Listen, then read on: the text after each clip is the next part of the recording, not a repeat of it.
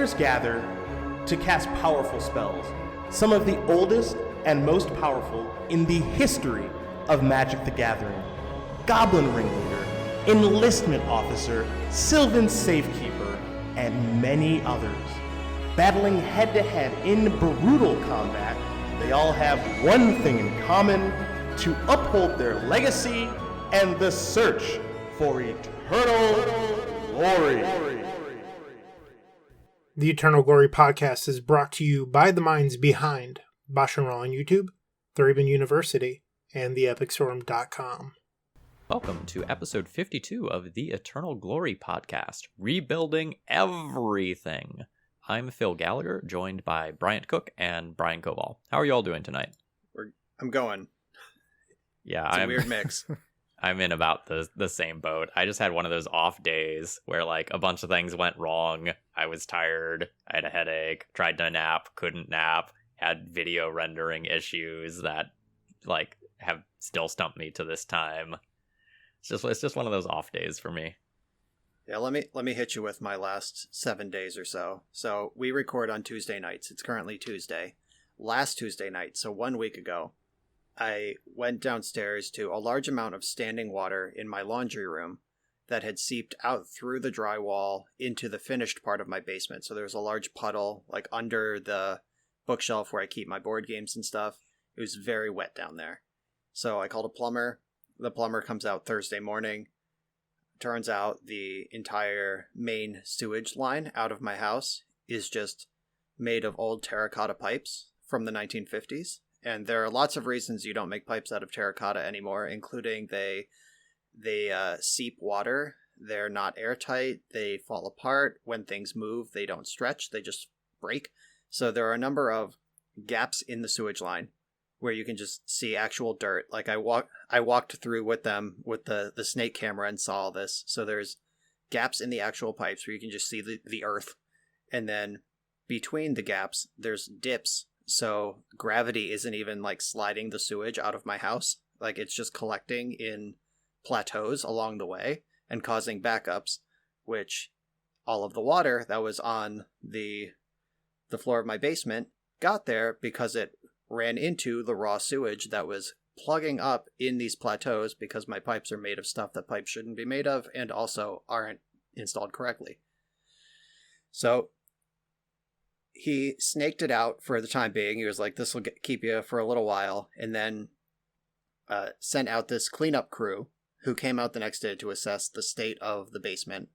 They identified that the drywall wall separating my laundry room from the finished part of the basement was just completely saturated with essentially feces water. So just poop, like the poop of myself and my girlfriend and anyone else who may have lived in this house before us is just in the walls. And it's also under the floorboards down there. So the cleanup crew was here yesterday, Monday morning, cutting out all of those walls, ripping up the floorboards. All of that is gone. And there's currently about a half dozen industrial-sized dehumidifiers just running 24/7. They'll be down there for 3 or 4 days, just making sure everything is bone dry. And once that happens, a plumber has to come in and jackhammer out the floor of my basement, just the cement basement floor, down to the pipes, replace them, refill the cement, and then once that's done, I have to hire a contractor to rebuild my basement. And so the last couple days have been me on the phone with the plumber, with the cleanup crew, with my insurance adjuster for my homeowner's insurance, which does seem like they're going to cover almost all of this, but they're working really hard not to. Like, now instead of like just getting this work scheduled, the insurance claims adjuster was here this morning, like looking at everything, and she wants the plumber to come back and re-camera snake the tube again. This time take video of it so she can see it too. And I'm sure just looking for any reason to deny the claim, which would be a huge pain in my ass. But on top of all of this, we're leaving for a vacation on Saturday, which should be a joyous occasion. Hooray, vacation. But I hate leaving anything unfinished, and this is an enormous thing that is going to be left unfinished. So basically what it's going to look like is the plumber's coming Friday to take that video of the sewer line and then we're leaving Saturday morning. And hopefully the moisture suckers will be out of the house by then. But then that's a week where the house is sitting there re-moisturizing.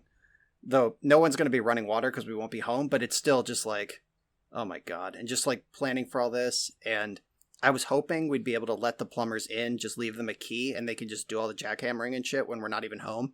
But they're booked out all of next week, so they couldn't do that.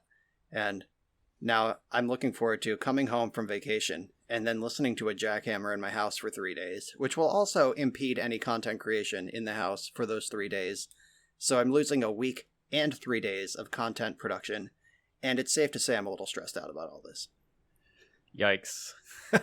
So for anyone wondering like why we content creators like record ahead quite a bit, it's this sort of shit right here. I have yikes, Brian. Literally this sort of shit. Yeah. I am fortunately currently booked out about 11 days, and I'm going to try to get 2 a day done Wednesday, Thursday, Friday. So I should be booked out like 14 full days by the time we leave for vacation. And I'm hoping the plumbers won't work through the night. So maybe I'll just record night videos instead of during the day and adjust my life for a couple days. But man, this sucks. Homeownership is wild. So Brian, what's up? I'm done. That was my Greek. I don't have much to say, Brian. I'm sorry that your house is falling apart, or at least the basement. The only weird thing that I've experienced is this Saturday, I was talking to my wife and I was like, we haven't gone out to eat since we've been back from our honeymoon. Let's go somewhere.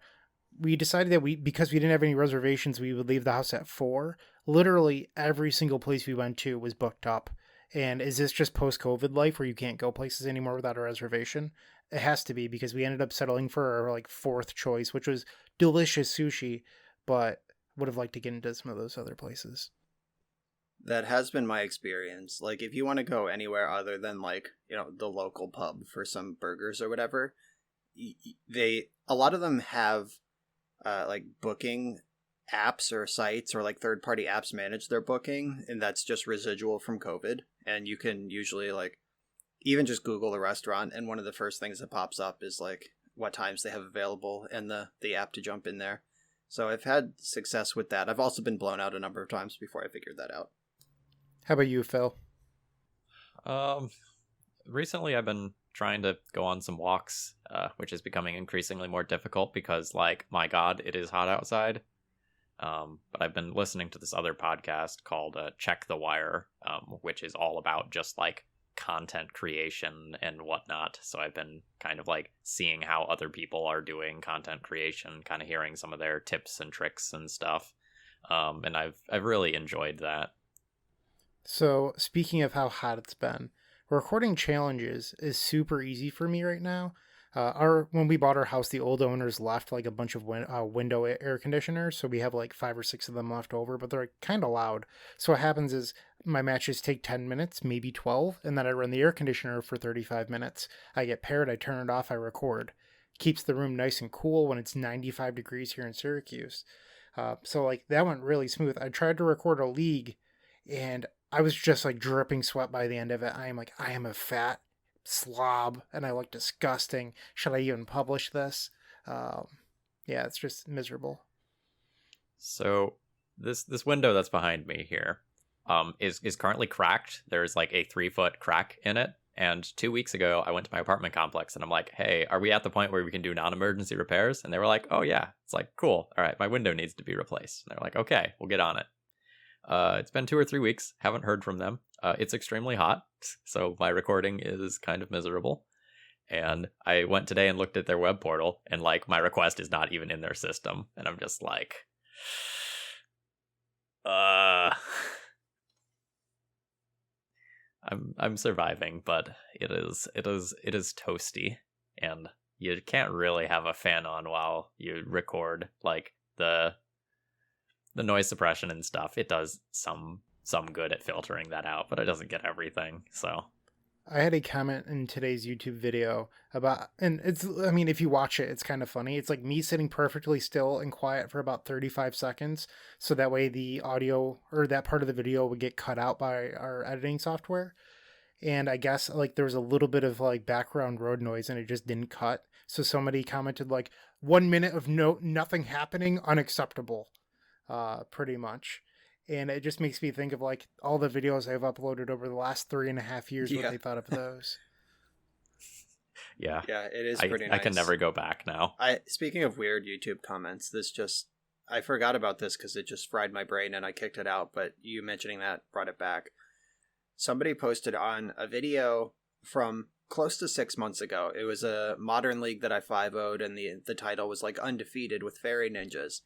And somebody commented like yesterday, like, you really need to reconsider what you mean by undefeated. It's just like, wait, I 5-0'd the league. Did you want a like sweep, like 5-0, 10-0 sweep? Like, you need to reconsider what undefeated means. Rando. Thank you very much for the engagement, though. Like, these fucking people, where do they even come from? Look, I don't care where they come from as long as they end up on the channel. You're all welcome to get in here. Yeah. I'm not mad. There's at least a view. They watched long enough to see me lose a game, apparently, which, as I recall, didn't happen much in the league, so they must have stuck around. That they were offended enough to make a head-ass comment about it. My Chatterstorm video, the one that hit 15K, in the title, I put like broken all caps. I went 4-1. I lost to like a blue control deck, like it happens. And they're just like, this deck isn't broken, you went 4-1. Like, why do the results actually, I guess like saying undefeated matters, but like people get hung up in the comments on very, very strange things. Yeah, turns out that there's a lot of people out there with a lot of different motivations. I think Phil got comments from the same homie who's like, hey, don't cut the results in between matches. Like on Magic Online, when you finish one round of a league, like it pops up like 2-0 in round 1, 1-2 in round 2, and it like shows you that briefly before you queue into the next league. And obviously I cut that, it's dead air, but someone was like, don't cut that anymore. And they were fine. I engaged with them. I was like, my channel's not really about winning or losing. It's about like learning and understanding what's happening in Magic. And they were like, oh, okay, that's fine. Thanks. But like the fact that I think they said like, sometimes I watch videos at night and forget what your record is when I pick it up in the morning. And it's like, number one, like that's a you problem. And number two, that's not even my priority at all. So let's just not talk about that anymore. Speaking of winning and losing, I'm going to hop into my MTG updates. I finally started doing some winning again, and it feels so good. I've been on such a cold streak that just like any amount of success recently has felt like pretty damn good. And with Modern Horizons 2, I finally figured out a configuration with the Epic Storm that's brought some success. I'm up to 40 matches at the moment, which is still a pretty small sample size, but I'm at a 78 win percentage, which is just like much, much, much higher than what I'm used to. So we'll see if I can maintain this with a larger sample, but initial testing is like Galvanic Relay is real good. We're going to talk about that today. And AV carries some weight as well. Nice. I saw Ragavan steal a Storm player's AV this weekend. It was pretty messed up. They were not able to cast it, obviously, because it's a Delver deck. They don't have 5 mana, but it was still like when that thing flipped off the top, the crowd went wild. I've egged on one Delver player to cast my Ad Nauseam, and they refused. Yeah. Like, Forcible, I think a Forcible is worth 5 damage. I'm just going to throw that out there. Yeah, fired in. Says the Storm player with natty tendrils in hand. Like, what's the worst that could happen? Okay, wink, wink, all right. wink. Like, I'm gonna interrupt for some lore bullshit for a minute. Is that how we're supposed to pronounce the name of that ooze? Because I'm guessing it's supposed to be like Eve is the idea, right? It's progenitor ooze versus like a mythological progenitor of humankind. So I'm guessing that AE is probably a diphthong and is meant to be pronounced as one vowel. I don't know. Everyone I've talked to has said EV, so I've just mimicked what I've heard. In my head, I pronounce it Ave, but I have not said it out loud. I've only heard Bryant say it out loud, and I have no context for the canonical correct pronunciation either way. Yeah. I'm guessing it's like Ave or Ive or something like that. I don't know. If you have a strong opinion, I will pronounce it that way, but I don't know. I've just been copying people. It's important to remember, if you're navigating the Temple of Doom, that Jehovah starts with an I. Nothing? No Indiana Jones fans? No, I got it. I mean, I got it because I know Latin. All right, but, fair. Otherwise, I would have missed that one. One quick note about AV is you can check out all those details at theepicstorm.com right now. I updated the entire site this weekend. So everything from sideboard guide to cardboard choices, PDF deck lists, it's literally all up there. Go check out theepicstorm.com. Going off the like actually winning for a change thing, I got my first trophy in like maybe 20 or 25 leagues. Like when you're playing, a bunch of meme and donation deck lists all the time, you're usually picking up something for the first time. And I had something absurd like 12 4-1s since Modern Horizons 2 released, and I've like finally got a trophy with Madness, and it was like, okay, cool. On the metaphorical scoreboard again. That deck is good. That deck is really good. I've played 2 leagues with it. I've got a third version of it in my queue. It's one of the broken things you can do from Modern Horizons 2, and I don't mean that in like the clickbaity sort of way. I mean that in the like, I just had a fucking vintage turn on turn 1. Like, I have above 10 power in play on turn 1 sort of way. Yeah, that deck does a good job turning Lion's Eye Diamond into Black Lotus for real. Yeah. Yes. It's just better than Black Lotus. Yeah, right. Which is blasphemy to say, but like it's so true. Yeah. It's nice because I'm sorry, I'm probably going to pronounce this incorrectly is wrong. To Phil. I can't talk English words. Angie's Ravager. When that card came out, Phil was all about it, but like it didn't really have a home, and Phil tried it in a bunch of brews that were ultimately, Phil, you're allowed to disagree here, but not that successful. And now it's no, that's correct. Now it's like a key part of a really good deck, and it's just like happy to see some of what Phil's work has done pay off a little bit. Oh god, I was so hot on that card because like that card is like right there in terms of playability pre MH2. Like it's very intriguing in like a red prison shell as a way to refuel. And the Madness deck was like playable, but like definitely in that like tier 3 questionable territory. And now is just like everything clicked, and this deck is just gas. I am scared once people like optimize the colors and card choices about what that deck is going to do. Yeah, I played against that deck in like week 1 or week 2 when I recorded Bant Flash in the Sunday Legacy Challenge, and my opponent, I didn't know what my opponent was on. They mulled to 5, cast Lion's Eye Diamond, and I was like, oh, or they played Once Upon a Time, revealed some thing, and then cast Lion's Eye Diamond. So I knew it was a Madness deck, and I was like, oh, I'll just force the Angie's Ravager. But then they sacked their LED, discarded Vengevine, Lizard, and I just took 8. And I was like, oh, okay, I'll Force of Will the Lion's Eye Diamond in games 2 and 3. And then I did, and I won. But wow, that got me good the first time I saw it. Yeah. Bob and I were talking, and we both came to the same conclusion. Like, if you are playing against that deck, you need to counter the LED. Like, if you have one counterspell, if you have a billion counterspells, it doesn't matter. Just stop that card. Yeah, you have to treat it like Dredge, where you just Force of Will literally the first thing they put on the stack. It doesn't matter. Whatever the enabler is, hit it. That was one of the big talking points I wanted to make today is Modern Horizons 2, more than any set that I can think of in history, requires players to reconsider their play patterns. We're going to dive on it a little bit more later, but it's just something I've noticed a lot, and I think it's part of the reason I've been winning more. I think I would totally agree with that. Like, I am so used to adapting because of all the weird things that I'm doing and constantly doing that, like, I'm good at evaluating new unknown positions. And, like, because I'm playing with all these weird decks and these new brews, like, I feel like I have an incredibly strong understanding of Legacy right now. And there's a lot going on. Like, Legacy of now is very different from Legacy of 3 weeks ago. For sure. And the change in play patterns is a great point because in the 2019-2020 Firestorm, we saw a change of play patterns as well. Like the old heuristic of board out Force of Will and fair matchups. It's like, well, now fair matchups have Oko, they have Dreadhorde Arcanist, they have shit you need to Force of Will or you're going to lose. And over the last 2 years, we had to make some change to old rules. And now I think we're very quickly finding newer rules as well. And it's really cool. So before we dive into the core content, I just want to throw out there that I made a bunch of ThrabenU University, the website upgrades recently. So all those things that were on my to-do list for years, I finally checked off most of them.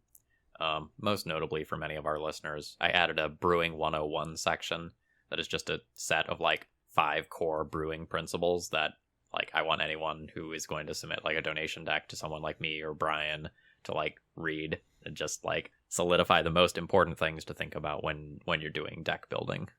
I shared that with my Patreon, and they did not appreciate the implication. I think it was mock indignation, but they were like, "Oh God, what's the hint here?" It's like, well, it wouldn't hurt any of you. I'm also trying something new on YouTube. I opened up YouTube memberships on my channel, so that people can like pay to subscribe to my channel. And the whole reason I did that was just to give people another path to access my private Discord server that I have. So now they can do that via Twitch Prime or YouTube memberships. I have no idea if like the YouTube memberships are going to catch on or anything, but it's something I'm testing out. That's cool. I hadn't considered that as a path into the Discord. The only path into my Discord now is Patreon, but I mean, I'm happy to get more people in there. So I didn't turn on YouTube memberships because I didn't want to offer any additional exclusive content for people who pay, but Discord's good enough. Get in there. I'll probably do that as soon as we're done recording. All right. A quick note before we start today's topic. We are going to announce the winner of the survey from last week's thing next episode. So you still have another week or so to fill out that survey to guess who was in the first 50 intros of our podcast. Details we'll post again on this one. So if you check out the description for this episode, that survey link will be in there. It's free to do. Fill it out. And we're giving $200 to a charity of your choice. Just fill it out. It's free. Do it. And fair warning, there aren't that many applicants right now because it's kind of a Herculean task to do. So you actually have a pretty reasonable shot at winning if you're well versed in the Magic community and you can recognize voices well. You can't be worse than Mike Noble submissions. They were literally just all Blink-182 song names. So you can do better than Mike Noble. I believe in you. Wait, did you guys have Mark Hoppus do the intro before I joined the cast? Because that would really fuck me up if I learned that right now. After Phil vetoed MC Bat Commander, Bryant and I were ready to pay the cameo cost to get him to do it, and Phil was like, "We have better uses for our money." It's like, fine, Phil. But yeah, Blink-182 is great. All right, Brian, do you have any MTG updates before we get into things? I'm sort of. I think we're all feeling the regularization of Modern Horizons 2. Like the hype is burnt off. And still, like the whole point of this episode that we're going to talk about for the next hour and a half is that the ramifications and fallout of all these new cards are still affecting the format. We're still getting new decks. We're still learning new play patterns, all that we are going to talk about. But the like automatic 10, 15, 20,000 views, if your thumbnail has Urza Saga in it, it's done. So we're back down to like normal performance levels on YouTube after anything you shit out, if it had Modern Horizons 2 in the title, would just go ape. And my two highest all-time videos now are the Azmoran food deck that I released like week 1 and the Urza Saga Affinity deck that I also released week 1 that beat out like Jeweled Lotus combo and Teferi Vacation and all of my classic bangers. And now I'm back down to just like pretty happy with breaking 5,000 on a video. So the brakes have been hit. I didn't realize that you were one of the first people to do the food deck. That deck is scary good. I recorded a video recently where I got paired against it, and its grinding power is just insane. Yeah, it's out of control with the grinding power, and I had like a day 3 list. Like, obviously I didn't invent the deck, I'm not that smart, but I just saw it on Twitter and copied it and fired it in. And it was it had like 1 Life from the Loam, some Satyr Wayfinders. I don't think any of those cards are still in the deck. It had Loam, but no Cycle lands, and like Cycle lands are obviously great with both Azmoran and Loam, and they hadn't figured out Finale of Devastation as just 2 mana, search your deck or graveyard for Azmoran and put it into play. Like, all of these things hadn't happened yet, and I still just easily 5-0'd my league, and the deck's only gotten a lot better. That deck is scary. You're right about that. Yeah, like, I was probably the first person to release a video on Affinity, and that video just went to the moon. And like, I think I was probably one of the first to release with like a modern shardless bug too, and it was just the same thing. Like, yep. The excitement and hype around this set is insane, just absurd. Yeah, even random like weird stuff. Like, I released mono white Uba stacks with Urza Saga in it. That video has like 17,000 views right now, and it's a week and a half old. Like I don't put up numbers like that. That's good. That's real good.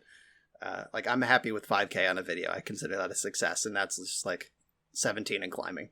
So it's starting to slow down though. Feeling it, back to the normal grind. And in much more exciting news, I played my first paper Magic the Gathering tournament this past weekend. It was a local legacy event for a Tundra for first place.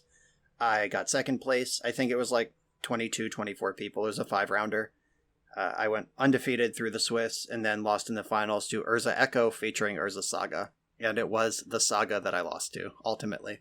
That's the thing that broke the parity in a very quick and disgusting way to crack open the game that I had otherwise control of. And yeah, that card's good. But it was great to be back playing paper Magic. It's a little weird, in my opinion. Like, there's this awkward, like, am I allowed to cut your deck? Do you want to cut mine? Should we not touch each other's things? That sort of stuff. At first, I was like, do not touch my deck. And then I noticed everyone else doing it, and I felt like I was being inconsiderate by not letting people like cut or shuffle my deck because they think that I might be cheating. And I started second guessing that. So I started letting people like cut and shuffle my decks. I don't know. Maybe I caved too early. I don't know. Like, to me, like, I figure you've already opened the floodgates. Like, if you're in a game store with like 26 other people between the competitors and the staff and anyone coming and going, you're sitting across from someone breathing on each other for 40 minutes multiple times in a row. Like, shuffling the deck isn't the thing that's going to get you COVID at this point. And at that point, I'm just like, we've all made the decision to be here. We all accept the risks. If you're not vaccinated by now, at least where I live, it's either a choice or you literally can't be. Like, either you're immunocompromised or you're just opting out. And like, everyone who wants a vaccine can get one. So that's where I'm at with that. At first, like, my first round opponent, I was like, I made this like weird introduction where I was like, it's nice to meet you and I respect you as a person, but I'm not going to shake your hand now or at the end of the match. Like, just understand. And they were like, oh yeah, no problem. But then we had this crazy match that ended with like 90 seconds left on the clock, and he gave me this huge like, oh, great game handshake, like threw his hand across the table, and I just took it as a reflex, and I was like, yeah, whatever. Here we are. I'm just going to wash my hands between rounds, which I've been doing my entire life at Magic tournaments anyway, and if you're not, you should do that. So, whatever. It felt like pretty normal, and maybe that's reckless. I don't know what this Delta variant creeping in is, or like if vaccination's going to catch that, or if we're going to be back in quarantine in 6 months. I don't know. But right now, I'm following the official recommendations from the CDC, and I would like to live my life while I can. All right, so let's hop into the thick of it. Did we thank our donor already, by the way? We did not. All right, thank you very much to Matt Hackbert for donating to support the podcast and keeping our editor at Force of Phil able to buy sweet Modern Horizons 2 cards. And soon, Dungeons and Dragons cards. This is where if we had a sponsor, we could say, like, oh, thank you to insert sponsor here. This is where you should buy your Modern Horizons 2 cards, etc. But we don't have one of those, so buy your cards from your preferred local game store instead. And if you, listener, run a TCG marketplace or a game store of any kind, please reach out. We'd love to set up some sponsorship. Always hustling, the three of us. Yep, born to hustle, rise and grind. Dollar bill, y'all. All right, so I'm going to start off by kind of explaining the impetus or the spark for this episode.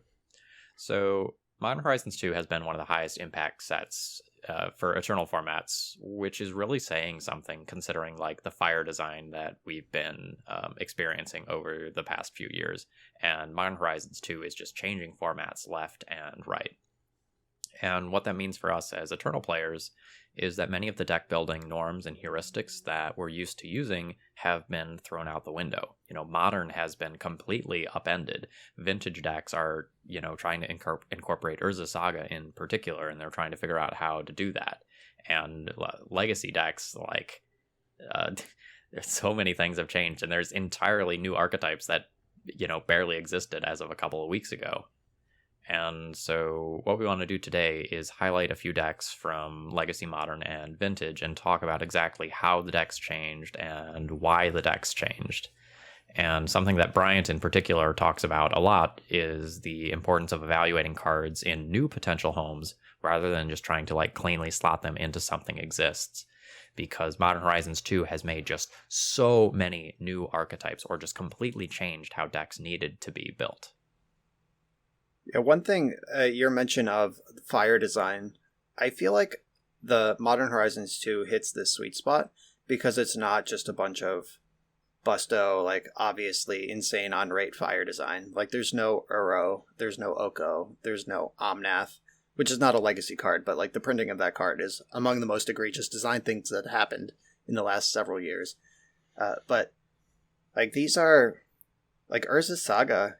It costs you a land. You have to put 0 and 1 mana artifacts in your deck. You have to either ramp or be able to survive to the mid game to make constructs. Like your land dies to wasteland before it can produce or mana. disenchant. Your land dies to disenchant effects. Like there's some cool stuff going on there. And like Ragavan, we've talked a lot about Bane Drifters, like cards that are both self-contained win conditions and gain card advantage over time.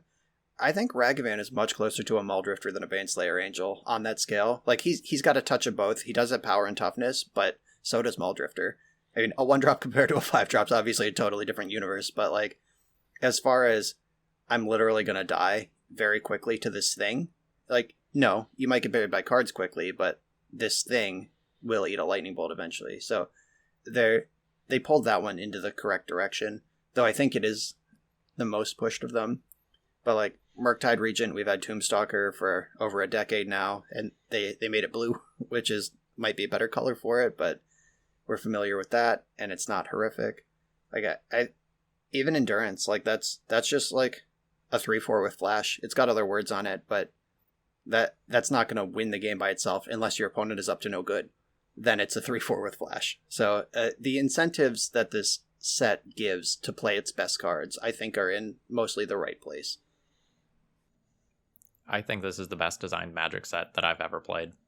Just full stop. I love everything about the cards in this set. I've played, 30 different archetypes, maybe more, since Modern Horizon was released, and they've all pretty much all taken advantage of new cards in some new and different way. And that's just been awesome. I love this set. To be the negative Nancy, because I have to dislike something. I'm sure our listeners love hearing me bemoan, but I feel like there's almost too many different card faces. Like, yes, the cards themselves are terrific, and I agree, but with etched foil and retro and then sketch and everything else, it just feels like there's too much going on. And then last night I was putting cards into the Epics from shop, and I was looking at Strike It Rich, and I was adding Strike It Rich in, and I'm like, according to the 3 sites that I've looked at, there's no retro for Strike It Rich. Did they just not do retro for some cards? Is it select cards only? Why would you do some and not all? Like, does that apply to sketch? Because I saw sketches of almost all cards. Like, what are the rules here? It's just incredibly confusing. Yeah, I agree with that. Honestly, the retro frame, like we talked about this in the Time Spiral Remastered episode. Like, I went hard on pre-orders on that. I went hard on pre-orders of this too. Like I had my my set of Old Border fetches the day I could, basically. Like they were pre-ordered and sent to me the day the set released. Like I am a hound for that sort of nostalgia. But it's going to stop being special very soon. And I think that the various different frames, the fact that we have like full arts, alt art, full arts, sketches, old retros, retro etched, retro foil, which are different things. Like that is a mess to me, and I kind of hate it. I actually hate the sketch cards entirely. Like I think those just look like unfinished Magic cards because that's what they are. But yeah, I usually like non-foil neat printings of things. Like if there is an alternate art or a full art frame, like I usually appreciate that sort of thing. But I looked at those sketch arts and I'm like, this is just ugly. I don't want it. This is me being a theory crafter here, but part of me wonders if it was a favor to the artists, because I'm in a couple of the art collector groups, and those artists are all selling their original sketches, and they're selling them for a boatload more than they would have previously, because like they'd sell sketches before for $600 to $800. These sketches are now going for $4,000. And that's Right. not even the finished one that they also sell. So they're making bank. Yeah, I mean, that's a weird way to throw a bone to the artists. Like, don't they get paid for making the art in the first place? Like, I feel, I don't know. I think, I might have my tinfoil hat on this one. Like, I mean, I'm I in don't that group too. And like, I wish the artist the best. And I think it's awesome they get a second payday by selling the original art after Wizards already pays them to make the art. Like, that's awesome for them and all of that. So good for them. But I don't know. That one was a flop for me. Yeah, when I start seeing people from like Star City Games like not understanding all the different printings of cards, that's when I think like, all right, we need to pull the brakes on the complexity lever here. It's a lot. And the secret alternate printings too, which happened in Strixhaven and in Modern Horizons 2, where whether you open things out of the same foil out of a collector booster will have a different foil process than the same foil out of a set booster. And despite being the same card, like one just has a higher quality foiling or one Pringles and one doesn't. And I'm not talking about the difference between foil and etch foil, like literally just foil this card out of 2 different packs that came from 2 different factories. You have 2 different cards. And the retro foil fetch lands in Modern Horizons 2, some of them have the traditional retro foil where the border is foil and then you get the shooting star. And others just have a sheet of foil over the whole thing, like it's a From the Vaults card. And those are both retro foil Verdant Catacombs, and there's no difference between them, according to Wizards of the Coast. But there is obviously a big one. So I think that 5 years from now, we're going to look at this period as like, yeah, that's when Magic went full Pokemon, and either we're going to have a million new people to play with at that point, or we're going to be like, that didn't work. I'm glad they stopped doing it. And I don't think there's going to be anything in between. All right.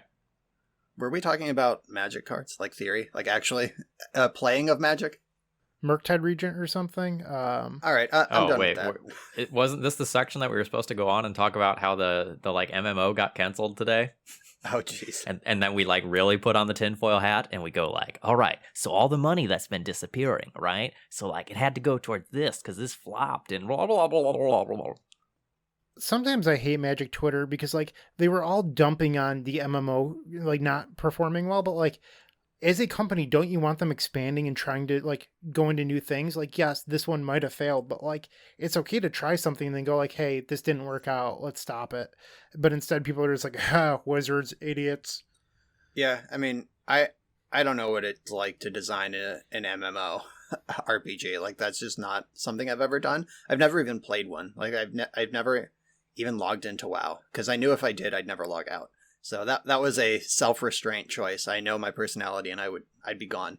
But like I remember on day 1, like day 9 was one of the sponsored streamers. Like they just paid him to stream this Magic thing for 8 hours, and I'm sure the paycheck was thick, whatever it was, knowing what I do about the industry. But he just spent the entire time like, I don't understand this and it's bad. I'm not investing in this. I don't care about this character even though I just made it. Like, what is the story? I don't care about it at all. And he was more eloquent, but only slightly. Like, he had specific reasons to back up why it wasn't hitting for him. And it was just a really rough debut to this thing. And I honestly forgot it existed until people started talking about how it was canceled today. All right. So getting into the meat of the episode then, we're going to start with Modern, and we're going to talk about the current blue-red aggro deck that is emerging, whatever you want to call it. Wait, which one, Phil? Yeah. Okay. So that's why we need to talk about it. So Modern, as of 3 weeks ago, there's this Is It Blitz deck, which is a highly aggressive prowess-based deck that is all over the place. I maybe don't want to call it dominant. That might be a bit too far, but it's very popular. It is a great deck. The lists were tuned and tight, and people were thinking about like, hey, can we put some of these new cards into this existing deck? And what actually end up happening instead is that the archetype ends up totally splintering and becoming like two different decks. And the one that's emerging now is trying to play on an entirely new axis rather than just slot new cards into an existing deck. The new version is trying to really focus on playing with the graveyard and Delirium. Yeah, and this splinter goes back to Ragavan, and I listened to something Patrick Sullivan was on, whether it was the Receivables podcast or his own. I'm brain farting. What's his YouTube channel called? I don't know. I'll remember it. But Recurring Insight. One of these things that Patrick Sullivan is on, and he is peripherally part of play design. He doesn't work in Seattle with the WotC crew, but he's a remote consultant, so he is involved in the process. And Ragavan was him. Like, he put the stats on that thing. He kept it pushed the whole way through development, and he is really happy with where it landed when it went out the door. And his position on that is that this is not another red 1-drop that you just shove into your burn deck. Like, if you compare the rate of return on, like, Goblin Guide, how often do you win a game where Goblin Guide connects twice? Probably most of the time. And that one has haste. How many times do you win a game where Ragavan connects twice? Probably also most of the time, but this one doesn't have haste. So in like a burn shell, you don't just shove Ragavan in. So the obvious place where you'd want a red 1-drop doesn't want this red 1-drop.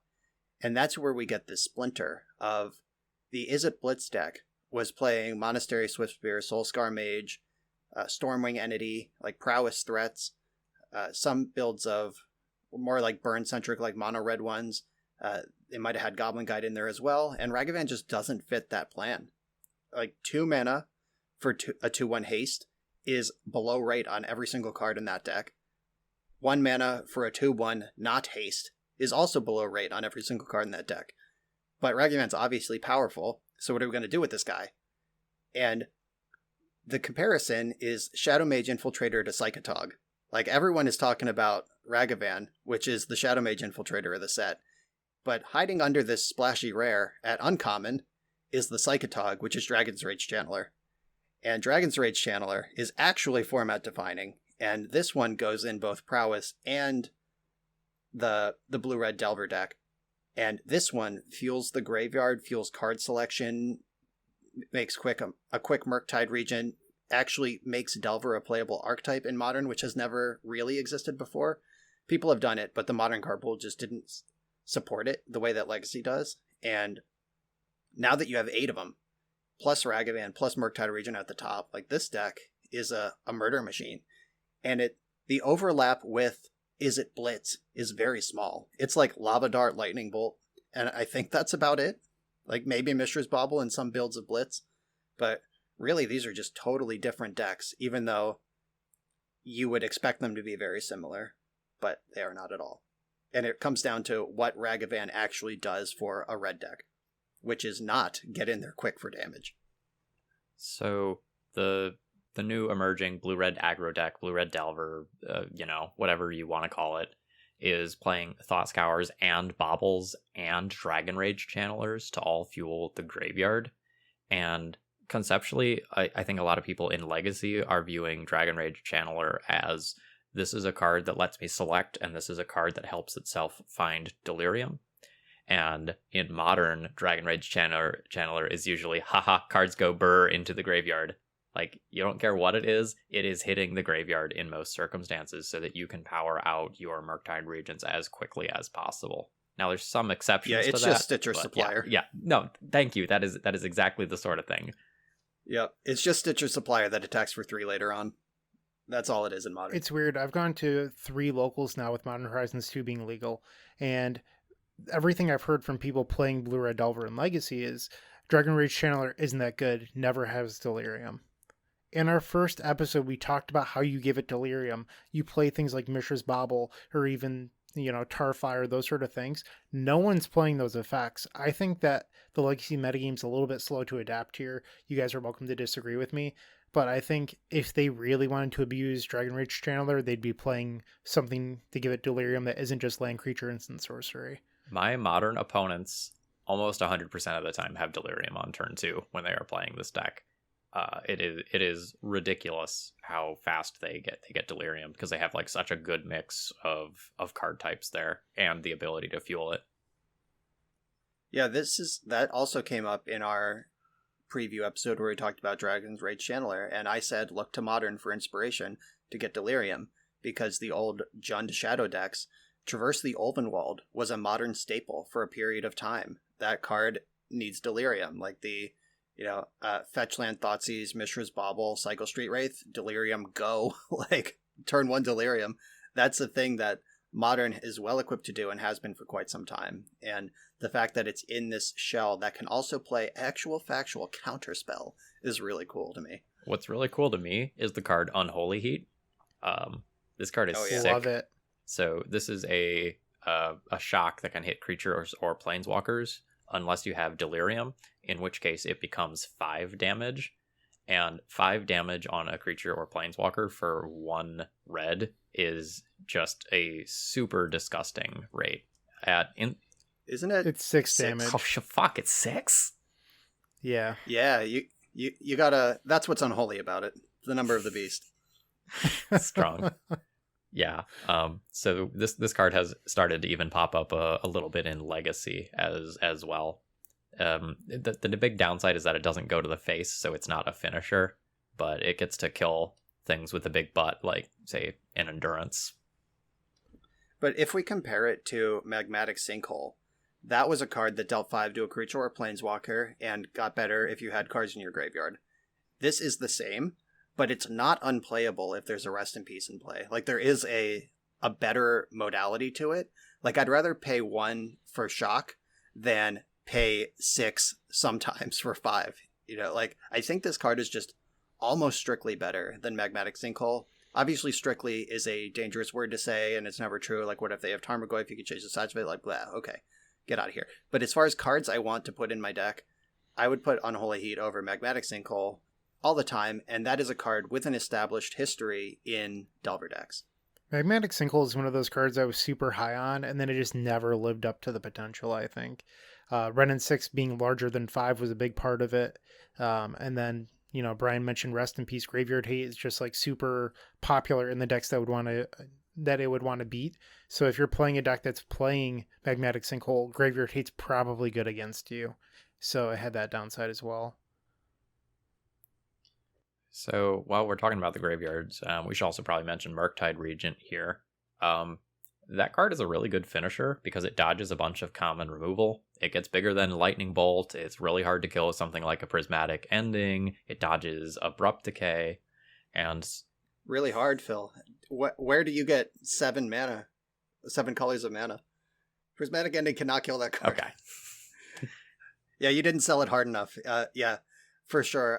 I was playing a bug league, like bug mid-range for the channel last week, and in my deck tech, I was like, Bug is solid in a Delver meta because Bug historically lines up well against Delver. We have Abrupt Decays, we have Tarmogoyfs, like we get bigger than them, we have uncounterable removal. And then they cast Murktide Regent. And let me tell you what a Bug deck cannot answer in any way. I will Fatal It's a Murktide Regent. No Fatal Push, no Abrupt Decay. Shit. Trophy would technically do, but people don't play that card anymore. Right, like that was my feedback in the league. Like I think the league I played had a 3-1 split of Decay to Trophy, and I was like, we just need like 3-1 the other way if Murktide Regent's going to be in the format. Like this is a no-fly zone. So it's interesting, the way that the metagame has shifted recently, and this is I think I mentioned it last episode, or maybe I was going to say it, and I just didn't end up doing it. Hydroblast is a card that's never been more popular, or more playable in Legacy until now, but Pyroblast is the card you need for Murktide. So if you're a blue-red deck, I can honestly see playing both blasts, and it's not usually the case. Like, typically, you play one or the other, depending on the metagame. I think now is actually a reasonable time to play both.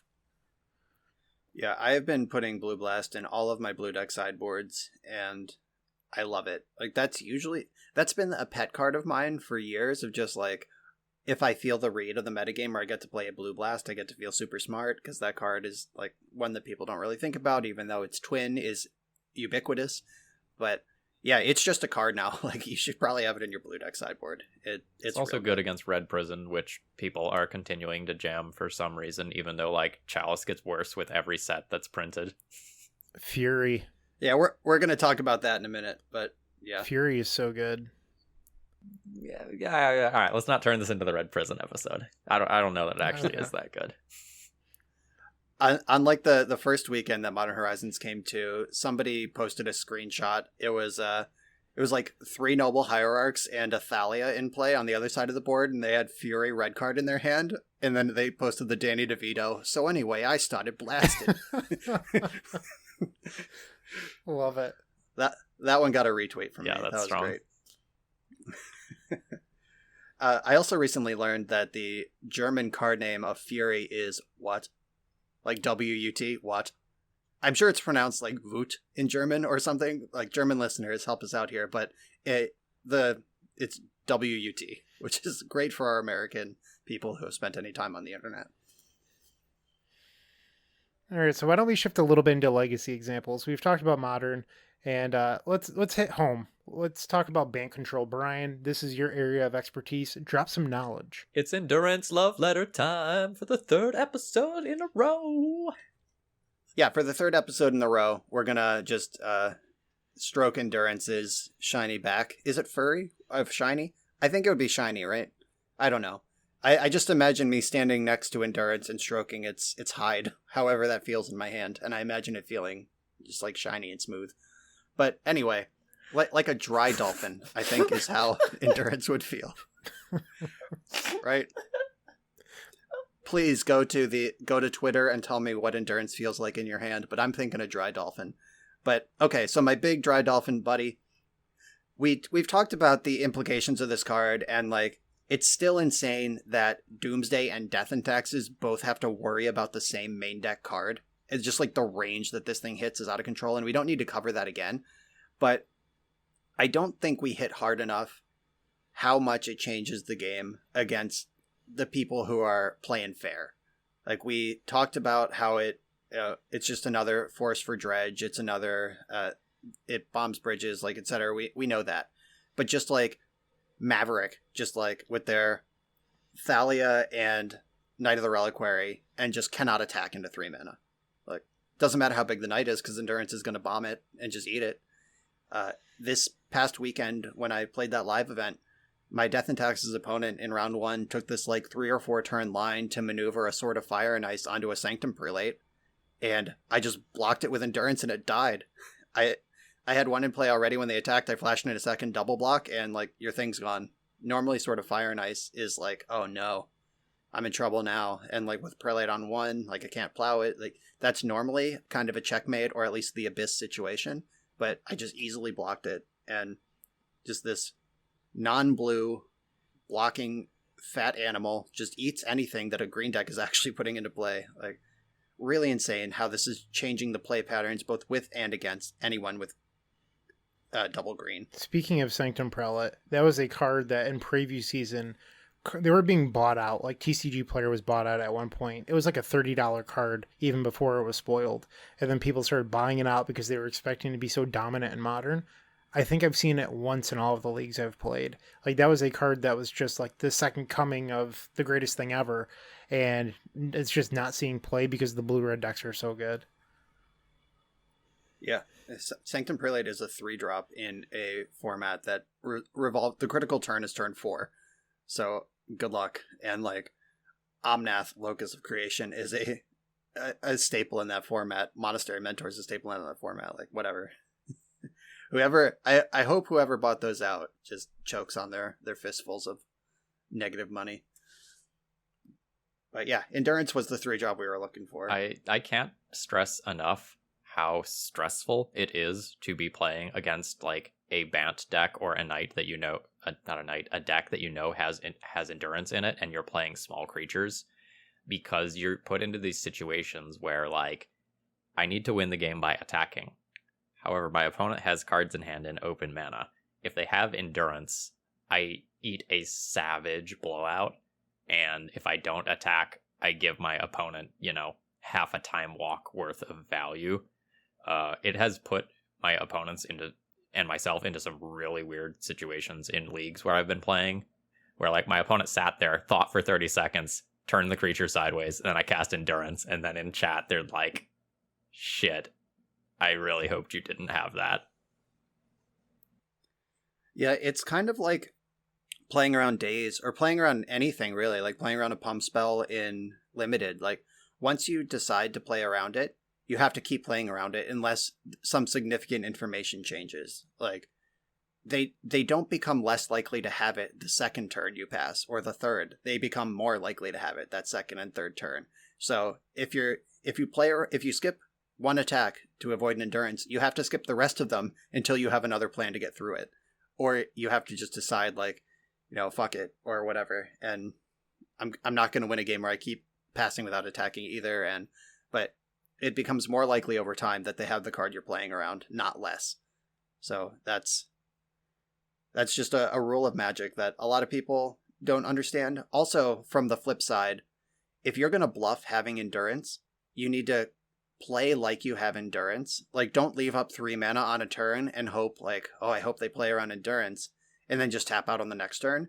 Because then they're going to be like, oh, they didn't have Endurance, that was a bluff. And now they're not going to respect it anymore. But if you just leave up that 3 forever and make weird things like cast Abundant Harvest, reveal a castable cantrip, but don't cast it to leave 3 mana up, they're going to know you have Endurance, like, because you're selling it. Like, indicate cost of leaving up that 3 mana and do it turn after turn, and they will really, really respect that you have the Endurance.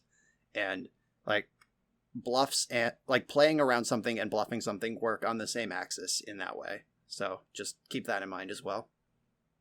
And it gets even worse once they have things like Icefang Coatl in the deck too, and then it's just like, oh no, combat is unsafe.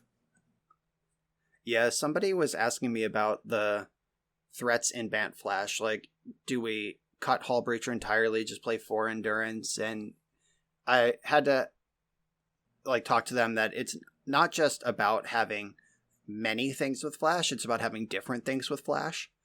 So, like, if you skip your combat to play around Endurance and decide to develop with a cantrip instead, and I get you with Hullbreacher, where your combat would have run right through it, like, that's part of the game too. If they always know they have to play around only Endurance, that becomes easier than I have Coatl, I have Endurance, I have Hullbreacher. And speaking of the diversity of Flash threats, I played against Infect in this event this past weekend. And when I got paired against them, I was like, oh man, Infect's tough for blue decks, because that has historically been true. But Icefang Coatl, Endurance, Shark Typhoon, Prismatic Ending, it is not hard for the Bant deck right now. That's actually kind of a layup, which was a pleasant surprise, but made perfect sense once I thought about it. So why don't we pivot into talking about Prismatic Ending? This was a card that I think has, like, once people saw it in play, they were all like, oh, this is so much better than it looks. It's fine that it's a sorcery. Like, the flexibility is just impeccable. If it wasn't a sorcery, I think I'd be upset. That card is so good. Yes. For me, and I know that we talked about changing play patterns, it is part of the reason I am no longer running Carpet of Flowers. A card that was once good against Delver and Control, being Carpet of Flowers, is now good versus maybe just Delver, and that's a maybe. With Ragavan making treasures, I'm not even sure if it's good there anymore. But from my perspective, it's forced me to, I'm not running out defense grids on turn 2 if I don't need to anymore. I'm not jamming Witchclaw Talismans, because Prismatic Ending is so strong that I can't afford to turn on this card. Like, it's like if all of a sudden blue-white control decks gained a more playable Abrupt Decay. So I played a league with Applejacks today. That is green-red Orcish Lumberjack ramp. And normally, if you stick something like a Clothis against a control deck, it's like, oh, this is here forever. And now it's just like, oh, it's gone.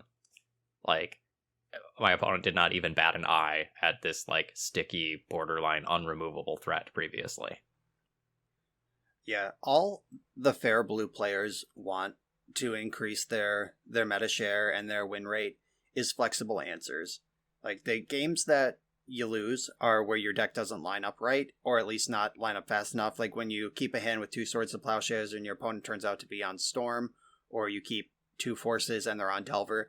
Like, those are the games you just lose because you lose too much time cantripping, trying to fix your hand, and you get run over. But just having a card that exiles Wishclaw Talisman or Delver of Secrets is just so messed up. And I actually think that based on your expected metagame, I can see a world where we want the first 4 prismatic endings before we want all 4 Swords to Plowshares. Like, that's how insane that this card is.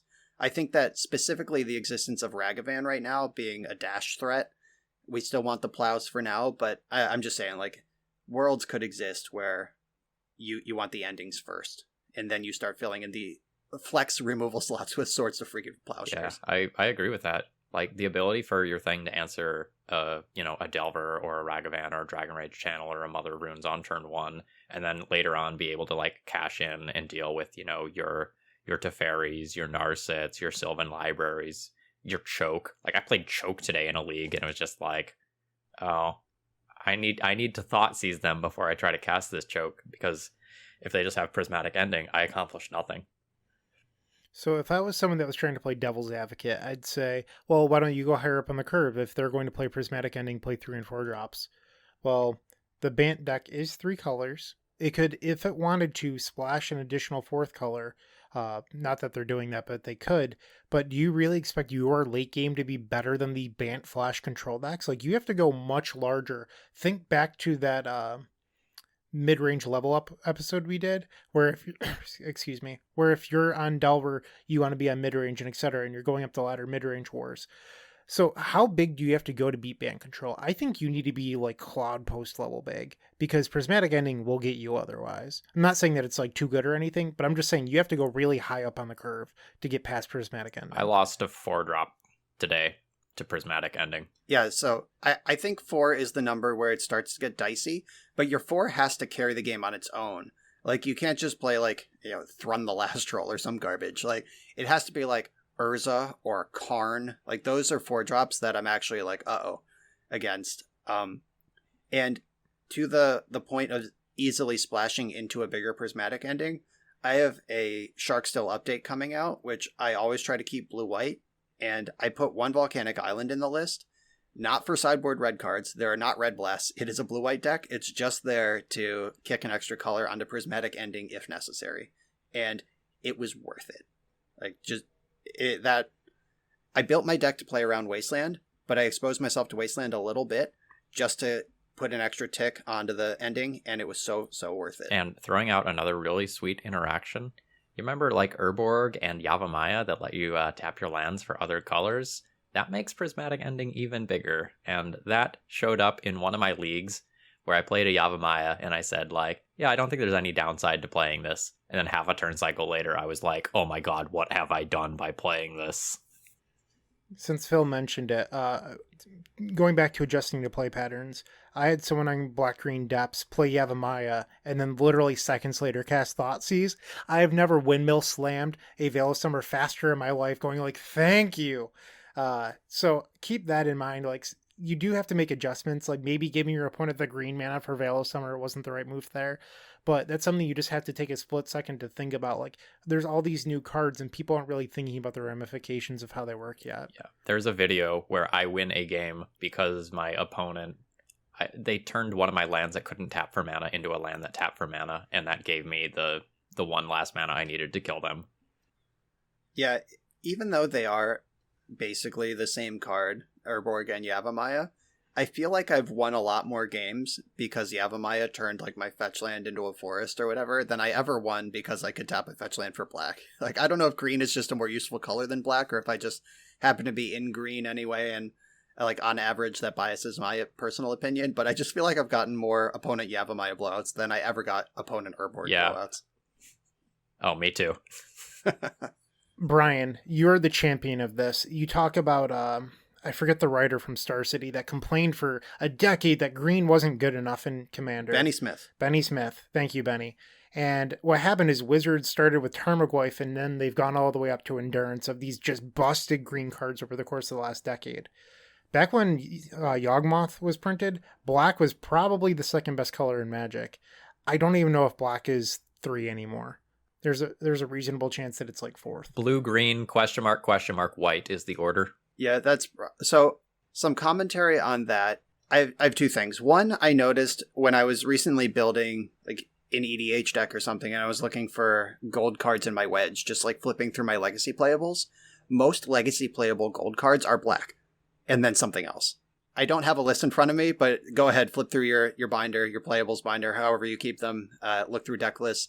A lot of the historically legacy playable gold cards are black, among whatever else they are. So black is really good at being a splash color. The other thing I was going to say, I'm forgetting right now. So somebody talk, and I'll come back with it. All right, let's talk about Abundant Harvest. That's a card we have in the notes here. That is a card that I'm so high on that I bought 12 Japanese foils because I just think that this is a card that is going to eventually be a staple in Legacy, much like Ponder. It is green, so it relies on green being good for another decade probably. But this is the first time in history we're seeing control decks with Delver number of lands. They're running 18, 19 lands, but they're just like heavy, stocky control decks. And I think part of this is control decks, the curve is getting lower and lower. We're seeing control decks without Terminus now. They're not trying to hardcast Terminus. Sometimes they're not even playing Jace the Mind Sculptor. They're like hitting Endurance, hitting Uro, and then going to sleep. So they don't need to hit 7, 8 lands anymore. They're good playing the game on 4 or 5. Yeah, so many of the creatures also cantrip now that you play. Like your Uro cantrips, your Icefang Coatls cantrip. Teferi, Narset, not creatures, but they cantrip. I was talking to our editor, Phil Blackman, who is a Miracles player at heart, and how Phil loves playing with, the predicts, the AKs, but now those effects just come tacked onto everything. So like the true control deck we were talking about doesn't really exist anymore. Like Brian would argue that it does, but it's changed even since 2015, I guess 2017, because that's when the top banning happened. But over the last 4 years, we've seen it shift pretty dramatically. For 20 years, blue-white control is just this Lango deck. And over the last 4 years, it's just redefined itself. That went into easily early 2019. It wasn't until War of the Spark and Narset that things really changed there. Like, I remember Grixis control, like 2018 was like the year of Grixis control and Legacy. And what Miracles did to adjust was AK, because that can recoup a Hymn to Tarok, and in fact make Hymn to Tarok a liability in some situations. And we were playing Accumulated Knowledge right up until basically Narset was printed, and then the rules changed. But yeah, that was very recent that was not what control decks needed to do anymore. But I've been on Team End the Game even then. Like, I had Accumulated Knowledge and Monastery Mentor in my blue-white decks because, like, once you buy that Breathing Room, I want to make you dead so you don't dig out of it, rather than just, accumulate up to 7 cards in hand and sit there until my 1 Jace can carry, or play 1 and treat the Angels as an actual win con. I've never been in on that sort of deck building, even when it was putting up results, even when other people were doing fine with it. Never my style. And it seems like card design has caught up with how I want to play control decks, which is actually just like mid-range decks that can play on the opponent's turn a lot of the time. Though I do think Abundant Harvest might be a trap. I think that these 19 land control decks with 3 Abundant Harvests, I found in my play patterns that I don't want to be spending the early turns using my cantrip to find the missing land. And that exacerbates the problem of, even if you're playing a bunch of basics, sometimes you're going to draw the non-basic when you don't have a choice and you have to play it, and that makes Wasteland even worse. Like, Wasteland's going to be on when you eventually draw that non-basic because you have so few targets, and only playing 19 lands, like, if you fetch Basic Forest and then harvest for a land, that land happens to be Tundra, Wasteland, you're playing on Basic Forest now, good luck. And you don't have that many lands to draw into. My current list of Bant has 20 lands and 1 Abundant Harvest, because I'd rather just naturally hit my land drops and then have some selection in there. Also, Chalice of the Void. We talked about Prismatic Ending making that card worse. Teferi's been making that card worse. A lot of things make Chalice of the Void worse. But if you do play against a Chalice deck and you're missing land drops because your lands are Abundant Harvest, you still can't cast that card.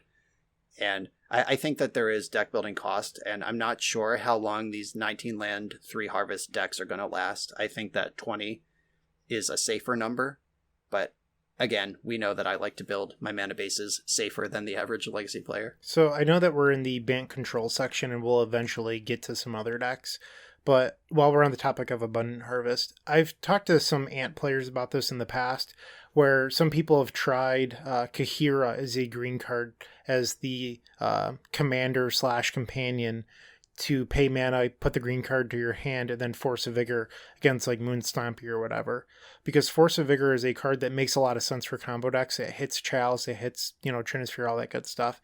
But the problem with these decks is they don't play playable green cards outside of like Veil of Summer or Abrupt Decay. And if you have Abrupt Decay, you can just answer it.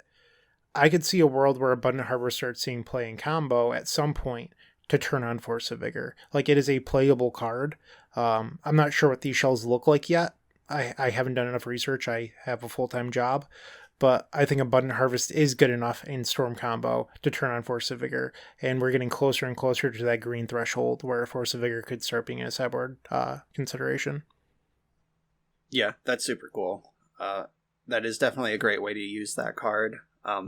Another one is, it was before Modern Horizons 2 came out, but Matt Vuk, he pioneered this Chrome Mox Miracles deck, where it seems preposterous to put Chrome Mox in a control deck, because that's antithesis to control. You want card advantage over time, not wasting card advantage for early tempo advantage. But the Monastery Mentor plus 4 cantrips, including 4 Abundant Harvest, like refilling the hand very quickly. Like, I think Monastery Mentor is a card that can tie break whether you want a large number of Abundant Harvests in your control deck or not. Like, rather versus hitting your land drop straight up. Like, that's an incentive to be more spell based, when I don't think those incentives are really there if your deck can cantrip and turn the corner quickly with Endurance and Uro or whatever is going on. Like, I think that you're going to have enough cards to play. You just need to hit your land drops to play them. So I want to talk about Chalice for just a second. Red Prison is putting up a fair number of results in challenges right now, and I think Chalice of the Void is maybe the worst it has ever been in Legacy. But I think Blood Moon, on the other hand, its stock is pretty high right now because of like how good it is against Urza's Saga.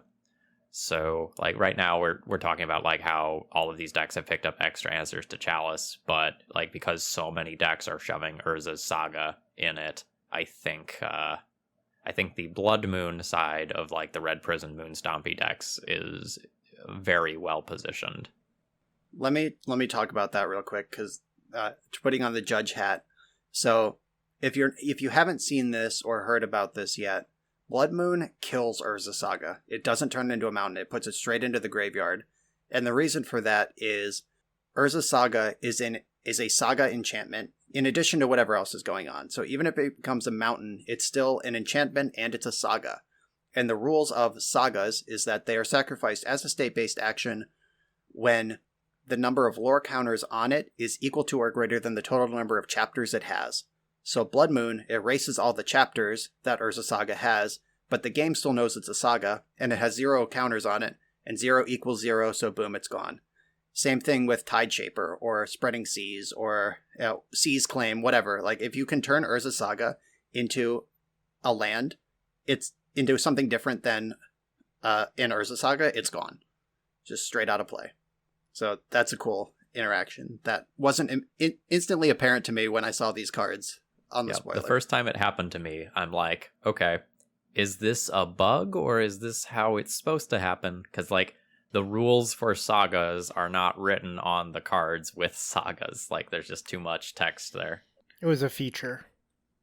Yeah, it's a feature. I definitely played a land control merfolk deck recently that had 4 Rishadan, 4 Wasteland, 4 Dockhand, 4 Tide Shaper, and I vindicated so many Urza Sagas in that league with Tide Shaper. That felt good.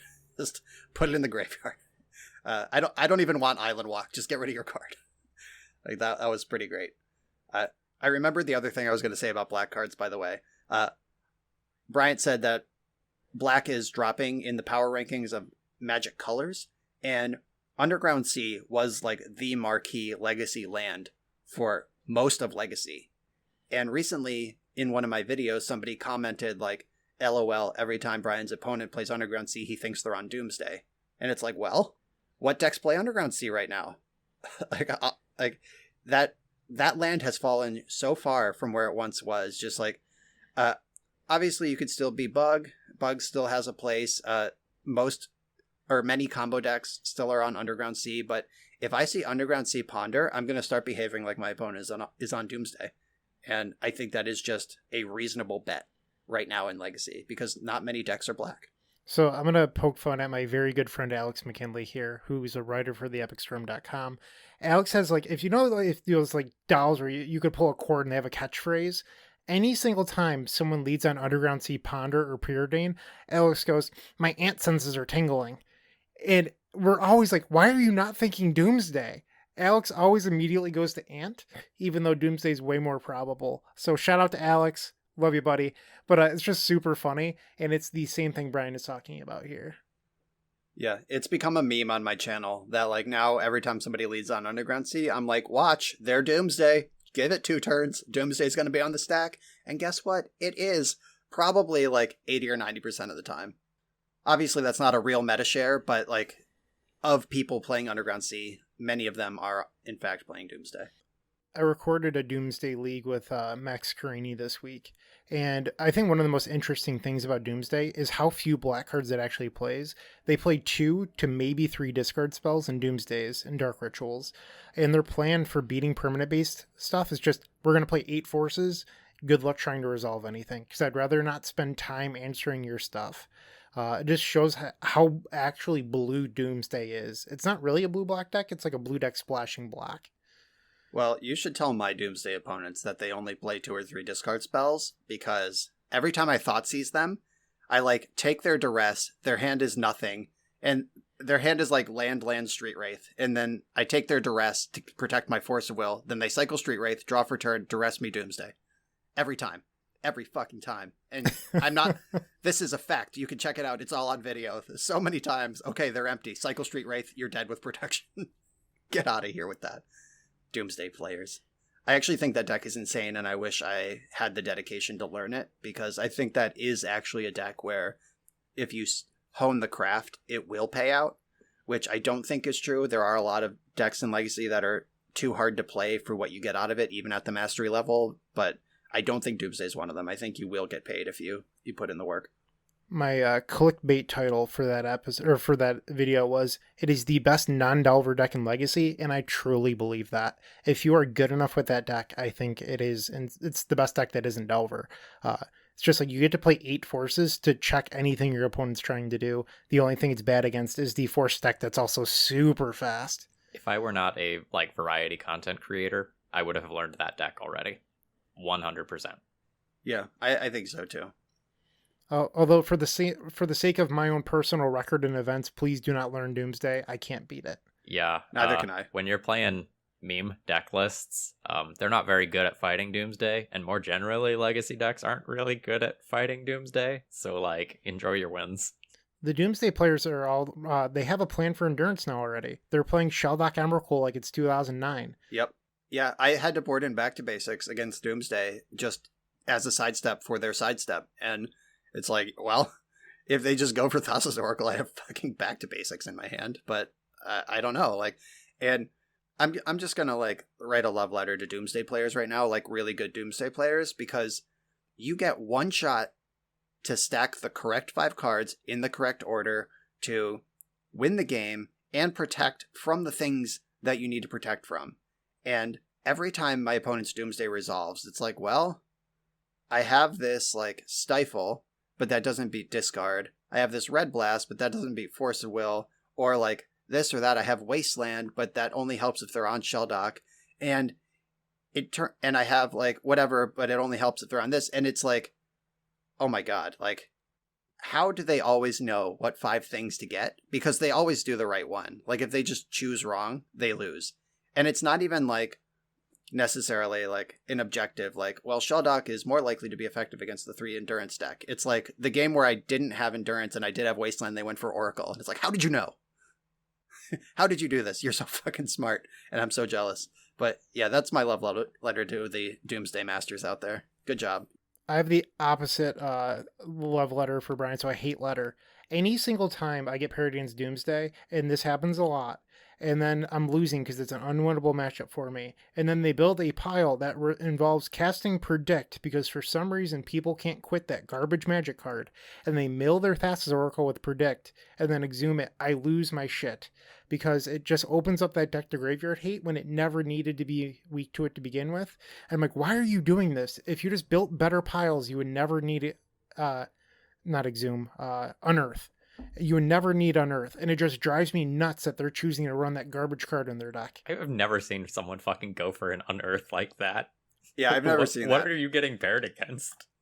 Oh, like, you'll see it at some point. You're going to be like, this is why Brian's getting angry, is because they never needed to lose to Surgical, but they're just opening themselves up to it anyway. So I could see a Doomsday pile wanting to include Unearth, so you can, like, Oracle with 2 cards left in the deck. If they kill or counter it, you can refire again, and it's like a 1-card reload on your Oracle. But the idea of, like, setting up a pile with the plan of predicting my Oracle into the bin just to unearth it, I don't know. That sounds wild to me, but Doomsday is wild to me. Like, I don't understand anything that's happening, so good for them if they figure that out. All right, can we talk about Modern Horizons 2 and its effect on Legacy some more? I think Phil wanted to talk about Ragavan Standstill. This deck is fucking wild. So all 3 of us are gonna have this pulled up right now. Because let me read the cards in this deck. I don't think I'm gonna go through the whole deck, but let me hit the important things. 7 creatures, 4 Ragavan, 1 True Name Nemesis, 2 Murktide Regent. So 4 1-drops, a 3-drop, and 2 7s. Good start. We got the normal 4 Brainstorm, 4 Ponder, 2 Lightning Bolt. That's all you need of that. 1 Prismatic Ending, 3 Stifle. And then, you ready? 4 Days, 4 Force of Will, 4 Swords of Plowshares. Then, for the Urza Saga package, we have a Pithing Needle, a Retrofitter Foundry, and a Soul Guide Lantern. 2 Standstill. Just the 2. That's the right number. And then 22 lands. Remember how our control decks are playing 19? Here we have a tempo deck playing 22. But 4 of them are Urza Saga. And the rest just make mana. There's a Caracas and 3 Wastelands. And this deck is insane. Like, whoever's brain this came out of, congratulations, because this is so crazy. And so it won a challenge last weekend, or 2 weekends ago at this point, and then it got first and second in a challenge this most recent weekend. And then on the Sunday challenge, it didn't perform, but 2 wins and a second place over the course of a week across the 4 challenges. And that's pretty impressive for this deck that looks so insane on paper. Yeah, when I look at this, I'm just like, okay, so the Caracas and the 4 Urza Saga and the 3 Wastelands don't actually really cast any of your spells and also don't work with days. And yet, scoreboard, the deck is doing well. Yeah, I mean, this is a pretty classic, like, once you get over the shock of 4 Ragavan, 4 Days, 2 Standstill in a deck together, like, that just, like, the numbers look crazy. But you start to see that every single threat in this deck requires a different answer. Like, you got 4 Ragavan, so start the pressure early and often. They're going to be frantically searching for the plow or whatever so they don't get buried with their own cards. And then, if they find the answer to that, there's True Name Nemesis, which, I hope you got Plague Engineer. And then, at the top end, Murktide Regent, which we discussed earlier, dodges a lot of removal. And Ragavan has a 4 of. Like, once it's done being a 1-drop that they have to respond to, you just strategically dash it in whenever you feel like later on. Because this deck can grind and play a longer game. And the Urza Saga just arrives at some point and starts making constructs. And it's just so crazy all around. And I actually love the 2 Standstill. The most recent iteration of Sharkstill, I only have 3 in, and that's a dedicated Standstill deck. So the fact that this tempo deck that just wants a way to reload is playing 2 makes a ton of sense to me. And it really shows me that the people who designed this deck really did the work and found the numbers that they wanted. Also, just in case you're not playing a lot of Legacy, I would like to just say something obvious. Ragavan makes treasures. Treasures are artifacts. The second and third stage, well, the second stage of Urza Saga that makes the construct looks for the number of artifacts you control. That counts treasures. Those 2 cards synergize. Yes, the Raggy Daddy does like Urza a lot. I was talking with somebody about this recently. True Name Nemesis. Is this a legacy power level card anymore? I'm not convinced it is. That said, no one plays answers to it anymore. Plague Engineer is probably the lowest levels that it's seen play in a very long time. Who plays Council's Judgment anymore with Prismatic Ending? Not that people were playing it pre-Modern Horizons 2 anyway, but the cards that took over for True Name Nemesis were like Hull Breacher, Endurance, a bunch of these other cards over the last year, where True Name just like hasn't seen play even in the Delver decks. And all of a sudden we're seeing it here in this list. I wonder if it's because nothing answers it anymore. Is it finally effective again? I don't know. I'd be interested to see how it shakes out over the course of the next month or so. Yeah, so playing the spread of decks that I do for the channel, I have not in the past 2 weeks lost a game where I resolved True Name Nemesis or won a game where my opponent did. And I probably play against him more than once because I'm out there in the wild doing weird shit. But this card is just, it's mini Progenitus again. It's like, 2013 or whatever it was where this card came out at first, where nobody knew what to do about it. And once again, we're circling back to black not being that great in Legacy right now. Plague Engineer was the most played card in Legacy, or at least top 3 for a year and a half, 2 years. And now it's just bottom of the barrel again. It's out there somewhere, and it'll be nice when you have it. But if you have that card, are you naming Merfolk or are you naming Monkey against this deck? Because they have 4 Ragavans and only 1 True Name Nemesis. So what's the play? On the topic of cards that might come back, I think Stoneforge Mystic has gotten a little bit better since Modern Horizons 2 got printed. Like, while there's still a billion answers to Stoneforge out there, the Cauldron that gets into play has been very good for me in Modern and pretty good in Legacy as well. I saw I think it was a Blue-White Red Stoneblade list that was playing like Mother of Runes to try to like protect the Stoneforge Mystic and just like battle with Cauldron as quickly and as consistently as possible. And I thought that was a really neat idea that was worth exploring further. I said that in the preview episode. Yep. Good job. Yeah, I have a Bant build, or a Stoneforge build of Bant, where I just cut my Shark Typhoons for Stoneforge Mystic, basically, but the Bant shell is largely unchanged, like still 3 Endurance, still all the Coatls, all the things you'd expect, but that deck performed extremely well. It was really good Magic, and I felt like I was in every game. It felt like Stoneforge Mystic was Stoneforge Mystic again, where if you weren't around for those times where it was just genuinely this true threat that needed to be answered on turn 2 and frequently didn't, and it generated card advantage even if they did have the bolt, and like it just felt like 2017 Magic in a good way, and it was great. All right, grumpy old man Bryant for a second, and this segues into our next deck. I've noticed a bunch of these Urza Saga decks are all running 1 Retrofitter Foundry under the plan that you are only going to use the mana ability to make a Servo, to then make a Thopter, then to make a 4/4. I don't actually like it that much in this Standstill deck, but also I've noticed it in lands. A number of land streamers have been playing Retrofitter Foundry, and I've run into at least one local who said, well, yeah, I copied X streamer's list that was playing it. It doesn't make sense to me. Maybe I'm wrong, but like, you're only using it the hard way, and I feel like the reason that Retrofitter Foundry was so good in Ninjas is you didn't have to do it the hard way. This card is not a legacy power level card if you have to, level up 4 times. I think you're looking at it wrong. Why is that?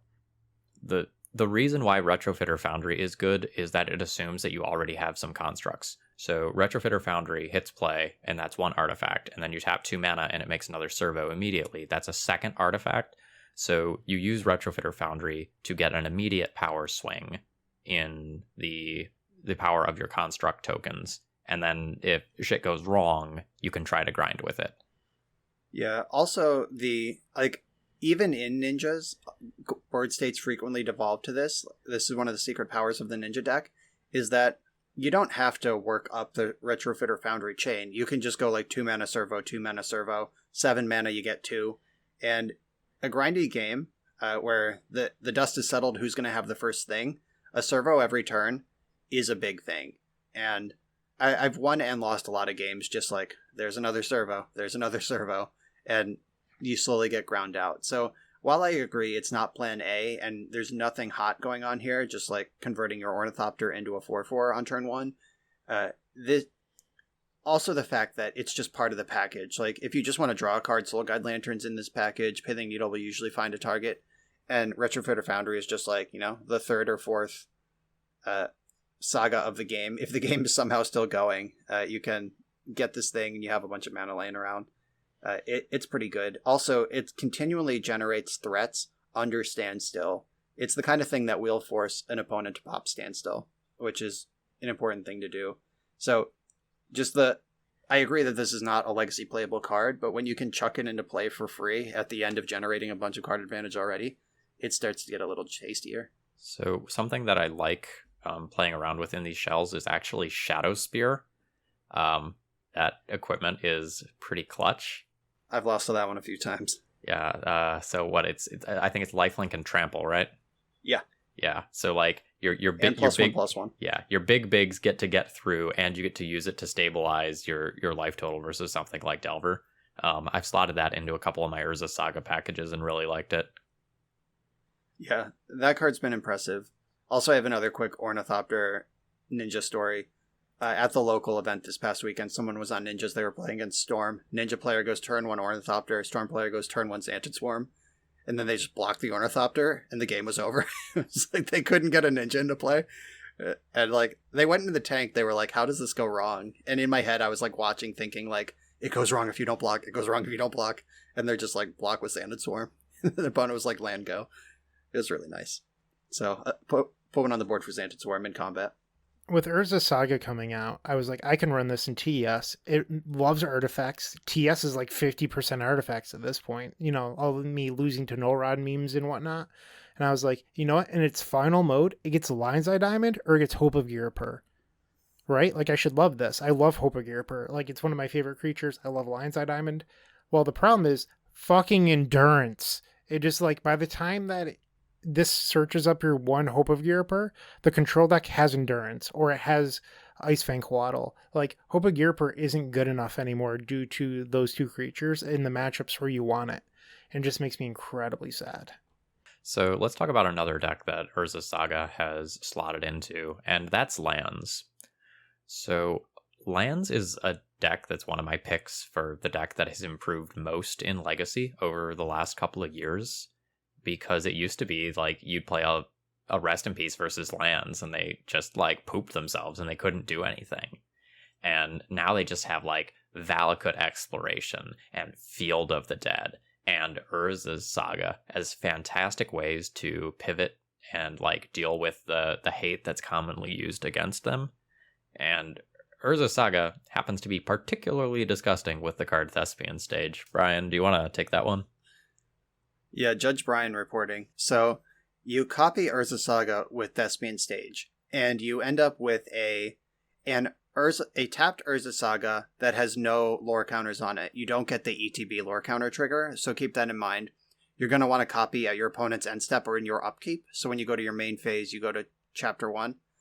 If you copy in your opponent's end step, no, it still goes to Chapter 1 instantly. I'm lying. So, okay. So you copy the card, then at the beginning of your main phase, put a lore counter on it. Now Thespian Stage can tap for 1 colorless, and it'll keep that ability no matter what else happens. So if you copy a Dark Depths later on, and I guess that's a bad example. If you copy a like Glacial Chasm later on, you can tap it for 1. So it'll keep that forever. And that's also true of the 2-tap Make a Construct.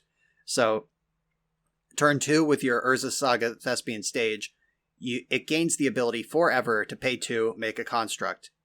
And then on turn 3, in response to the tutor trigger, you can copy something like Basic Forest. And then the tutor trigger resolves, and you get to search for an artifact, but the game no longer sees a Saga in play with 3 lore counters on it. It sees a Basic Forest, which does not have the ability of being sacrificed when it's at max lore counters. So now you have a Basic Forest that cannot be Wastelanded, cannot be Back to Basic, cannot be Blood Mooned, and it's in Construct mode. You can also just poop out a Construct every turn for as long as the game lasts. And that's a crazy interaction.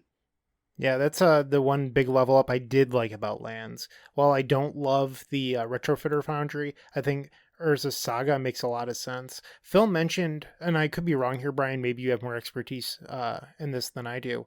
I've noticed that some of the lists with Urza Saga aren't playing the Field of the Dead plan anymore. I don't know if they're competing for slots or not, or if you just don't need it anymore when you have Saga, but I haven't noticed lists with both yet. Am I just looking in the wrong place? I have seen lists with both. I don't know if they're 2 weeks old or what. Like, I imagine that the win the game slot in lands is probably not huge, like the number of slots you get. So I've seen things like 2 or 3 Dark Depths instead of 4, because that's not really necessarily plan A anymore. It's just a thing the deck can do, and Dark Depths is pretty bad when you draw it alone. Then I've seen 0 or 1 Field of the Dead compared to the up to 2 we had seen previously. I've seen 2 or 3 Valakut Exploration instead of the easy 4 that was in the deck leading up to this point. So the win condition slot is what's being competed for here. Okay, now, Bryant, I know you got a decent amount of flack during spoiler season for wanting to test out some new cards in Storm, but, your win rate currently is really good with the new version that you're testing out. So talk to us about, how you've had to do some deck building changes. Yeah, here's a nice underhand pitch. Hit it out of the park for us. Take your victory lap about all the haters who did not like Galvanic Relay during spoiler season. I'm in a lot of Storm groups. Not a lot of people believed in Galvanic Relay. I think there's probably 2 people. Shout out to Jax, who's in the Discord, who's a very innovative deck builder. Always thinks of, hey, this might not go into this slot, but it might create its own thing. Like, Jax is responsible for the Peer into the Abyss Storm deck and always innovating. And then Tony Scapone thought maybe this card will be good in Ruby Storm, which is obviously true. That's exactly what Ruby Storm wanted. But a lot of people weren't being open-minded about how you could fit Galvanic Relay into the deck. When I first read the card, I didn't see past the turn, you get these cards next turn. That wasn't what I read. I read this is an uncounterable card advantage engine that plays through Narset. It plays through Hull Breacher, and I said, this might have potential. So then you think about, well, if it has potential, how do you possibly change your deck to adapt to it?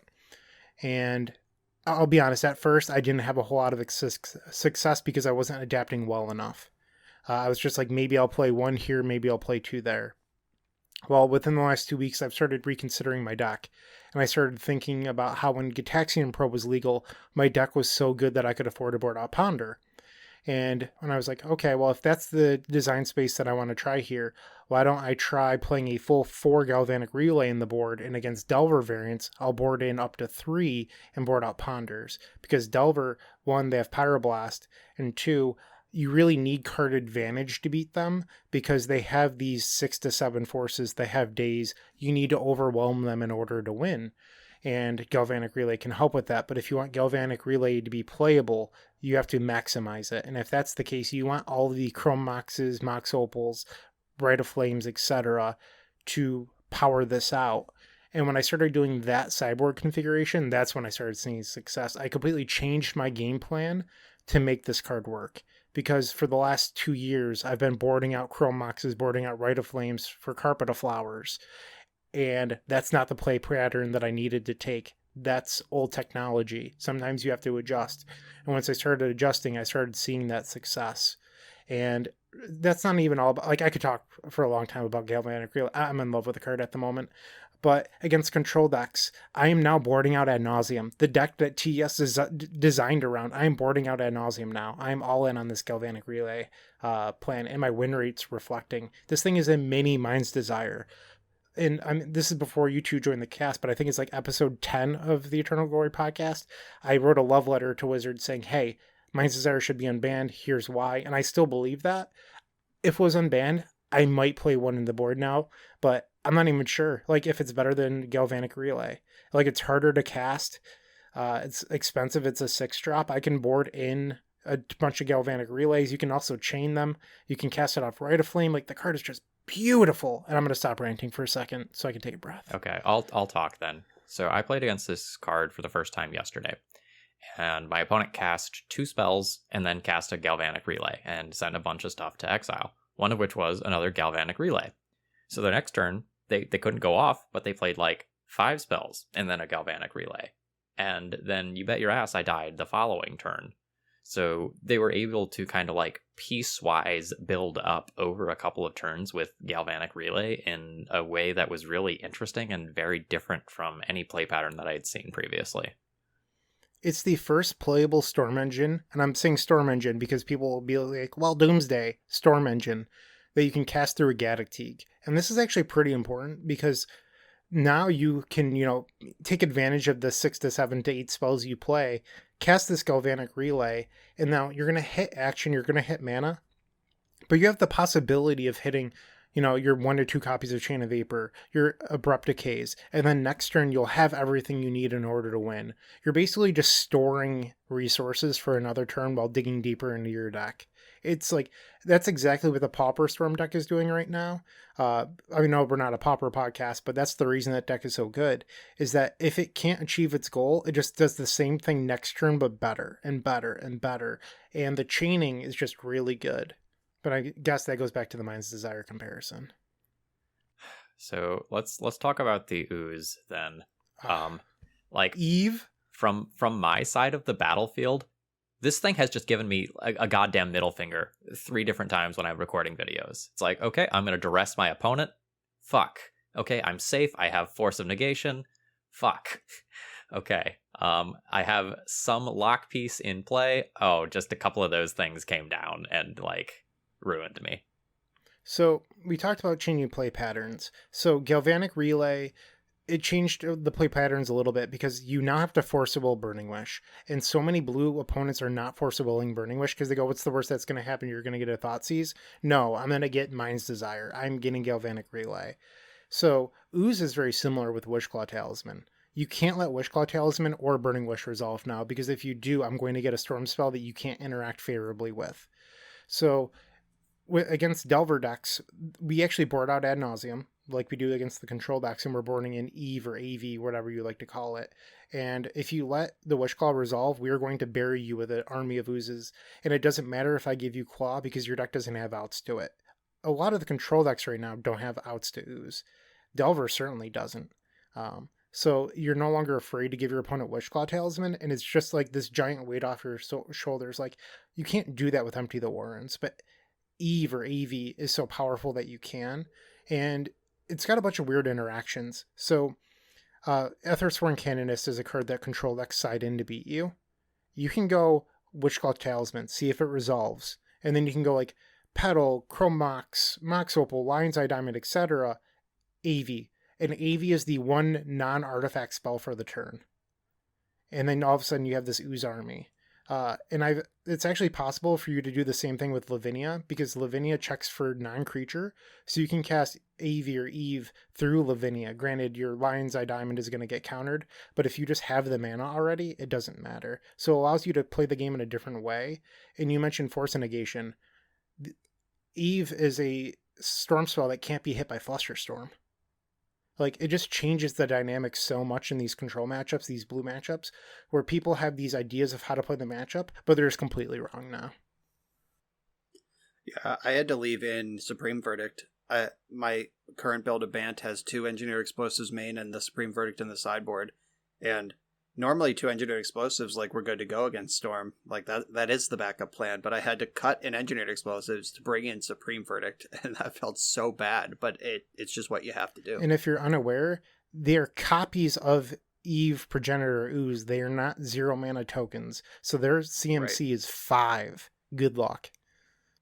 Yep. Engineered Explosives does not hit that. It still gets the empty tokens, but does the deck even play empty anymore, or is it just up to Eve? And it's a one of, but like right now, if I look at my spreadsheet, the game 1 percentage is like where it's a reasonable number. It's like 4 or 5% of the time I cast it, but post board it's like 1% of the time because people have answers, and like there's just better things to do. Like Galvanic Relay arguably could take its slot, like, so that way that slot could be like a Massacre or something, because they're very similar roles.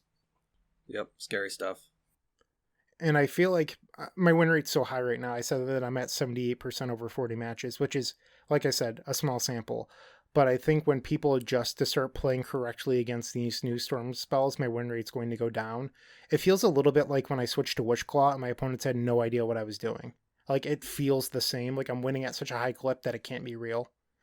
Yeah, that makes perfect sense. Like you found a new niche to occupy, and I was in that boat too. Like I've mentioned this on the cast before. It wasn't until we recorded an Epic Storm video together that I understood that it's not the turn 1 12 goblins deck anymore. It's the tap out every turn until you're out of gas, like Haymaker deck now. And now you've pivoted again and like sitting on Flusterstorm, holding up engineer explosives. Those are not outs anymore. It's crazy. All right, should we move on and wrap up the cast by talking about Vintage for a few minutes? Let's do it. Sounds good to me. So I am a hater and a classic hater of Key Vault and Vintage. I've always felt like it's like this win more cheese combo, and now it's good. Urza Saga has completely changed the game. So the initial lists that came out were mono blue, and they ran like Thoughtcast and Artifact lands, and they were like pretty innovative, but they were weak to a lot of the stuff that Vintage tries to do. Like a lot of the shop stacks actually just play for Norrod on the board, and it just got hosed weak too. And then our good friend, the Power 9, ran a list that was blue-black. And when you go back to a more traditional list that's blue-black, you get tutors. So you get Demonic Tutor, you get Vampiric Tutor, and you get Mystical Tutor. Well, 2/3 of those get Time Vault. In your lands, just put Key into play. So a lot of the time now, your opponents will go like, your like Hollowvine opponents will go Chal 0, and you're just like, yeah, whatever, Key Vault you. Good game. Like, it beats so many of the ways that people try to beat PO so easily. It's like having another just like Tinker combo. One of the big level ups I had last year playing so much PO last summer was that Tinker was just the best thing you could do in Vintage, and you wanted to maximize finding Tinker, so I played Mystical.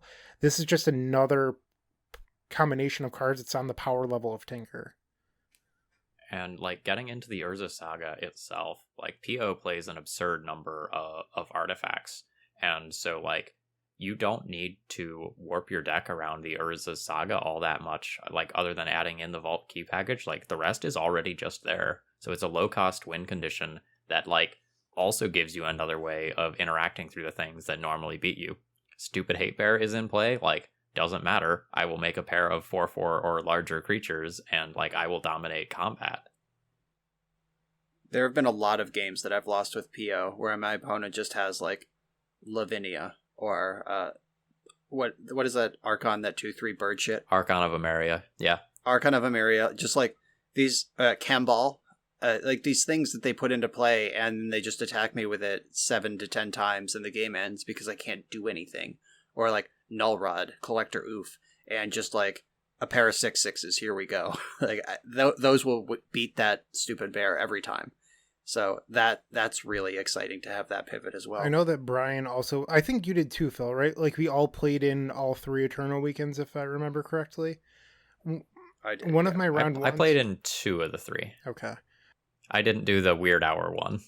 One of my round ones, just to start off the entire event, my opponent just goes Tundra, Deafening Silence. And in my mind, I said, are you fucking kidding me? Like, was it Phil? It was not Phil. But I was just like, I am in round 1 of a huge event, and my opponent just goes turn 1 on the play, game 1, Deafening Silence. And I was like, there goes my event. Because like with PO, once you get in the winner's bracket, you don't face a bunch of the stuff that would normally beat you, because PO at the time beat the winner's metagame. And I did not do well in that event after losing to Deafening Silence. And these new builds of PO can beat the weird stuff that also used to beat PO due to having this backdoor.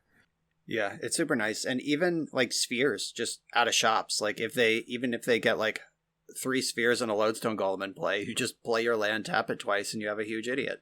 And it's awesome. Like it's crazy. Like I'm going to stop ascribing adjectives to it because you get it. Like it's just like they made this card for PO to sidestep what Xerox and Hate Bears are trying to do to beat it. And thank you, Wizards. Like I will play PO anytime it's playable, but lately I've sold out the team and played Xerox, but I'll come back. If you bring me in, I'll come back. So Brian, you're probably going to think that I'm dumb here, but I wasn't a big fan of running Urza Urza was this like one of WinCon, and I said to myself, like, there has to be something better in this only blue-black PO deck, because you're not splashing white for Mentor. You don't need Mentor when you have Urza Saga. And I was like, I was racking my head. I'm like, I guess I could run like one Sedgemoor Witch, but that doesn't seem great. And I was going back and forth, and I was like, you know what? I'm going to try Urza. Let's see how it is. Like, people have to be running it for a reason, right? It beats people running Collector Oof, and I was like, oh. Yep, turns your Mox Sapphire back into Mox Sapphire. Yeah, it's just so good. And it wins a lot of, like, it just gives you another construct too. And it finally clicked. And at worst, it pitches to Force. Like, I know that's like a pretty low floor, and you could say that about anything, but it mattered. Like, I've had times where Mentor couldn't pitch, and I'm like, okay, I guess I lose to Doomsday or whatever. Yeah, a lot of the time when Urza resolves, like, I think I've played a lot of that card compared to the average human across formats, and when that thing resolves, in addition to, like, unlocking your mana is frequently flavor text, but the 5/5 that comes with it is usually the thing that, like, is gonna end the game, and or at least stabilize the board so you could start using that mana that you got from the Urza. Like, that big animal that comes with it is not the flavor text. Tap your shit for blue is the flavor text, and they're both great abilities, but having that creature is just so huge. On that note, I think Nettle Cyst is currently underplayed in Vintage. I've been experimenting with that card in some leagues that I've been trying, and the ability to just, like, tap a workshop and produce a fucking huge body very consistently is pretty gross. I'd like to go back to MTG lore for a second, Phil. I would like to say that Mishra got the short end of the stick. Being printed in Time Spiral, that card is trash. If it had been printed years later, like his brother Urza, Mishra might have been a playable Magic the Gathering card. But instead, printed in 2007, hot garbage. Mishra is hot garbage. I listened to the Resleevables podcast, which I think I mentioned once earlier in this podcast, but go listen to it. It's phenomenal. But the Modern Horizons 1 episode what came out a week or two ago, and they had Cedric and Patrick, like they always do, but they also had Michael Majors, who was the lead designer of Modern Horizons 1. So we got a lot of really deep insight into design of that set, and he said it was really, really, really important. Like, they spent a lot of resources on making sure Urza fucks.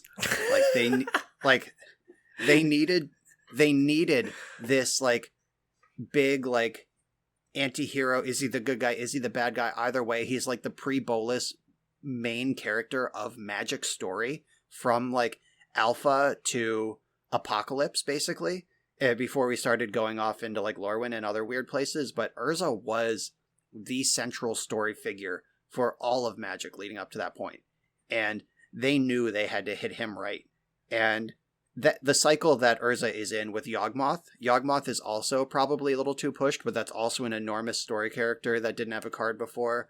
Sarah didn't quite hit. I actually forget who the other cards in the cycle are, but there's one monocolor legend, and they're all main story characters from old lore, but it was very important to them to hit Urza.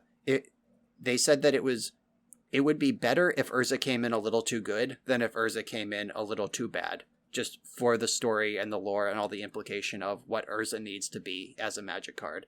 And I think they hit the secret sauce on that one. Oh, for sure. Yeah. I'm impressed. I remember reading that card and just like, boing. Like, I'm in for that one. But yeah, I think I might have to find myself a nice Urza for my Vintage deck. Just throwing that out there. Yeah, it is a fun of. Japanese foil old borders do exist now. Or are you still on original pack printing only? I'm a boomer, original pack only. Yeah, that's fair. Yeah, good luck with that one. That's going to be the pride and joy of your collection. Though I think that is a safe investment, like literally whatever it costs. That's just such an iconic card, iconic character, EDH playable. Like, you're going to pay out over time on that investment. So this has come up a few times, and going back to the Mishra thing, I bet employees at Wizards look at cards and go, I really wish I could redo this one. Like, Mishra is a card that I bet that they wish that they could remake, but a bunch of these keywords that are coming out, like they want to use a word, but then they can't because it's like some old card name from 1993 that stinks. Yeah. Like when we look at the D&D set, there's like take a path, and then there's like these two like keywords, a bunch of those. Like I bet that they're like, oh, I wanted to use some card, but it's like an Arabian Nights whatever. Yeah, Mero has definitely said that the use of card names in the early days stifles them once in a while. Like, you have really terrible cards called like Jump or Leap or Lance. Just these like really clean, flavorful things that just suck. It's just like a 1 blue instant that gives a creature flying for the turn or whatever. And it's like, I'd really like to put Jump on something cool, like something really evocative, like Damn. When we saw Damn, did anyone not say Damn? And like, not as a joke either, but like, the joke is also true, because like, you see this card, it's called Damn, it's powerful, and you are just like, damn, like, that is hot. I'm glad that name didn't get wasted before they knew what to do with it. No kidding. You might not believe me here. Last night there's this local that hasn't showed up since pre-COVID, and somebody opened up a foil Damn out of a pack, and I go, that is a Travis card. And they go, what? I'm like, that is a U card. And he goes, what's it do? And I read it, and he's like, damn, that's good. And I'm like, that is a U card. Like, exactly. Damn. So one of my favorite interactions in Magic ever has happened with that card, because Cauldra and the germ that's attached to it are indestructible. So I was playing Dead Guy Ale, and I just got to like overload Damn, wipe the board, and leave myself with Cauldra in play, and just like crash in for 5. And I was just like, oh my god, I could do this every day forever and be a happy man. Yeah, that's nice. Big fan of that. So there was this other card that was previewed from Modern Horizons 2. And when it was previewed, I could have swore the internet said the sky was falling. It still looks like it's up there. Phil, what card is this? We have to talk about the card that broke vintage. We have to talk about Voidmere. Yeah, so I put this in the notes, and we gave Brian that Brian to that underhand pitch for Galvanic Relay, and I'm taking one here on Voidmere, because the vintage community, and it wasn't like randos who didn't play vintage. It was like actual vintage people, like lifelong vintage stalwarts of the community, were like writing these serious, like heartfelt, like, Wizards of the Coast has made it clear they don't care about vintage for years, but just printing something this egregious is unfathomable, and this might be the thing that really gets me to sell off my Mishra's Workshops and never come back. And I'm like, I like made a number of more aggressive than normal tweets about this card at the time. Like, are you serious? Like, have you even read this thing? This is not going to show up anywhere. And it's only good against shops on the play when you can turn 1 it. Like, I think I already ranted about this card 4 weeks ago in our preview episode. I think I went out of my way to make this rant already. And guess what? We're 4 weeks in.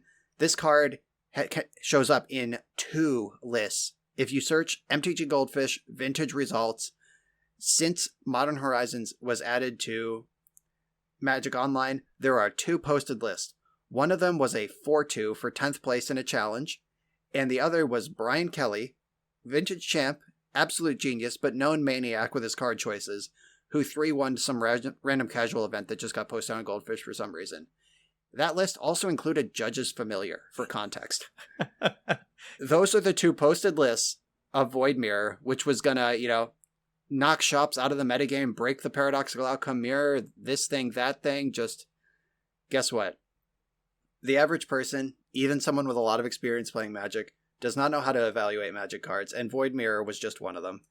And this card is in the dustbin where I expected it to be. To pitch the Resleevables once again, that is a direct quote that Brian just said from that episode, is that Magic players are not very good at evaluating cards, and if they were, this would not be an interesting game. I loved that Modern Horizons episode, so if you haven't listened to it, go listen to the Resleevables. Cedric and Pat are just truly awesome. Make sure you check that out. Also, I'd like to clarify that the actual direct quote from that episode was, Magic players are dog shit at building decks and evaluating cards. Patrick Sullivan yelled, Magic players are dog shit.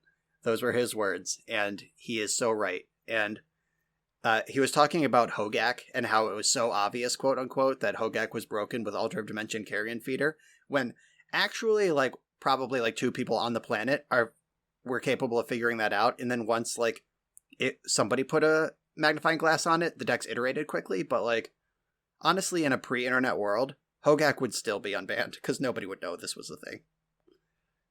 Like, and people are dog shit, and even if you're not, even if you are like pretty skilled, I think that the sky is falling mentality can just be saved.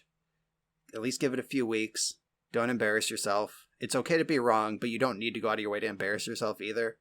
And I think the only sky is falling rant in my entire Magic memory that had any credence to it at all was Zvi Mauschwitz going off about Companion off of the Ikoria spoiler, saying, obviously, having a free card in your opening hand every game is fundamentally out of bounds for a game of Magic the Gathering. And that resulted in the first ever card mechanic errata in Standard. So maybe the first ever card mechanic errata, period. Like, have they ever changed a full mechanic like that? I don't think they have. Like, individual cards have gotten tweaks here and there, but whole mechanics, like, that was the only one that really hit the mark. And it only hit the mark because Luris was a thing. The rest of and Zerta was on the edge, but the other 8 were fine. So take it easy. If you're not Zvi Mauschwitz and it's not a companion level design error, just take a breath. Let things sort out, and then check MTG Goldfish a month later and learn that the card that you're selling out of Vintage for has been in 2 decks ever, and one of them was alongside Judge's Familiar.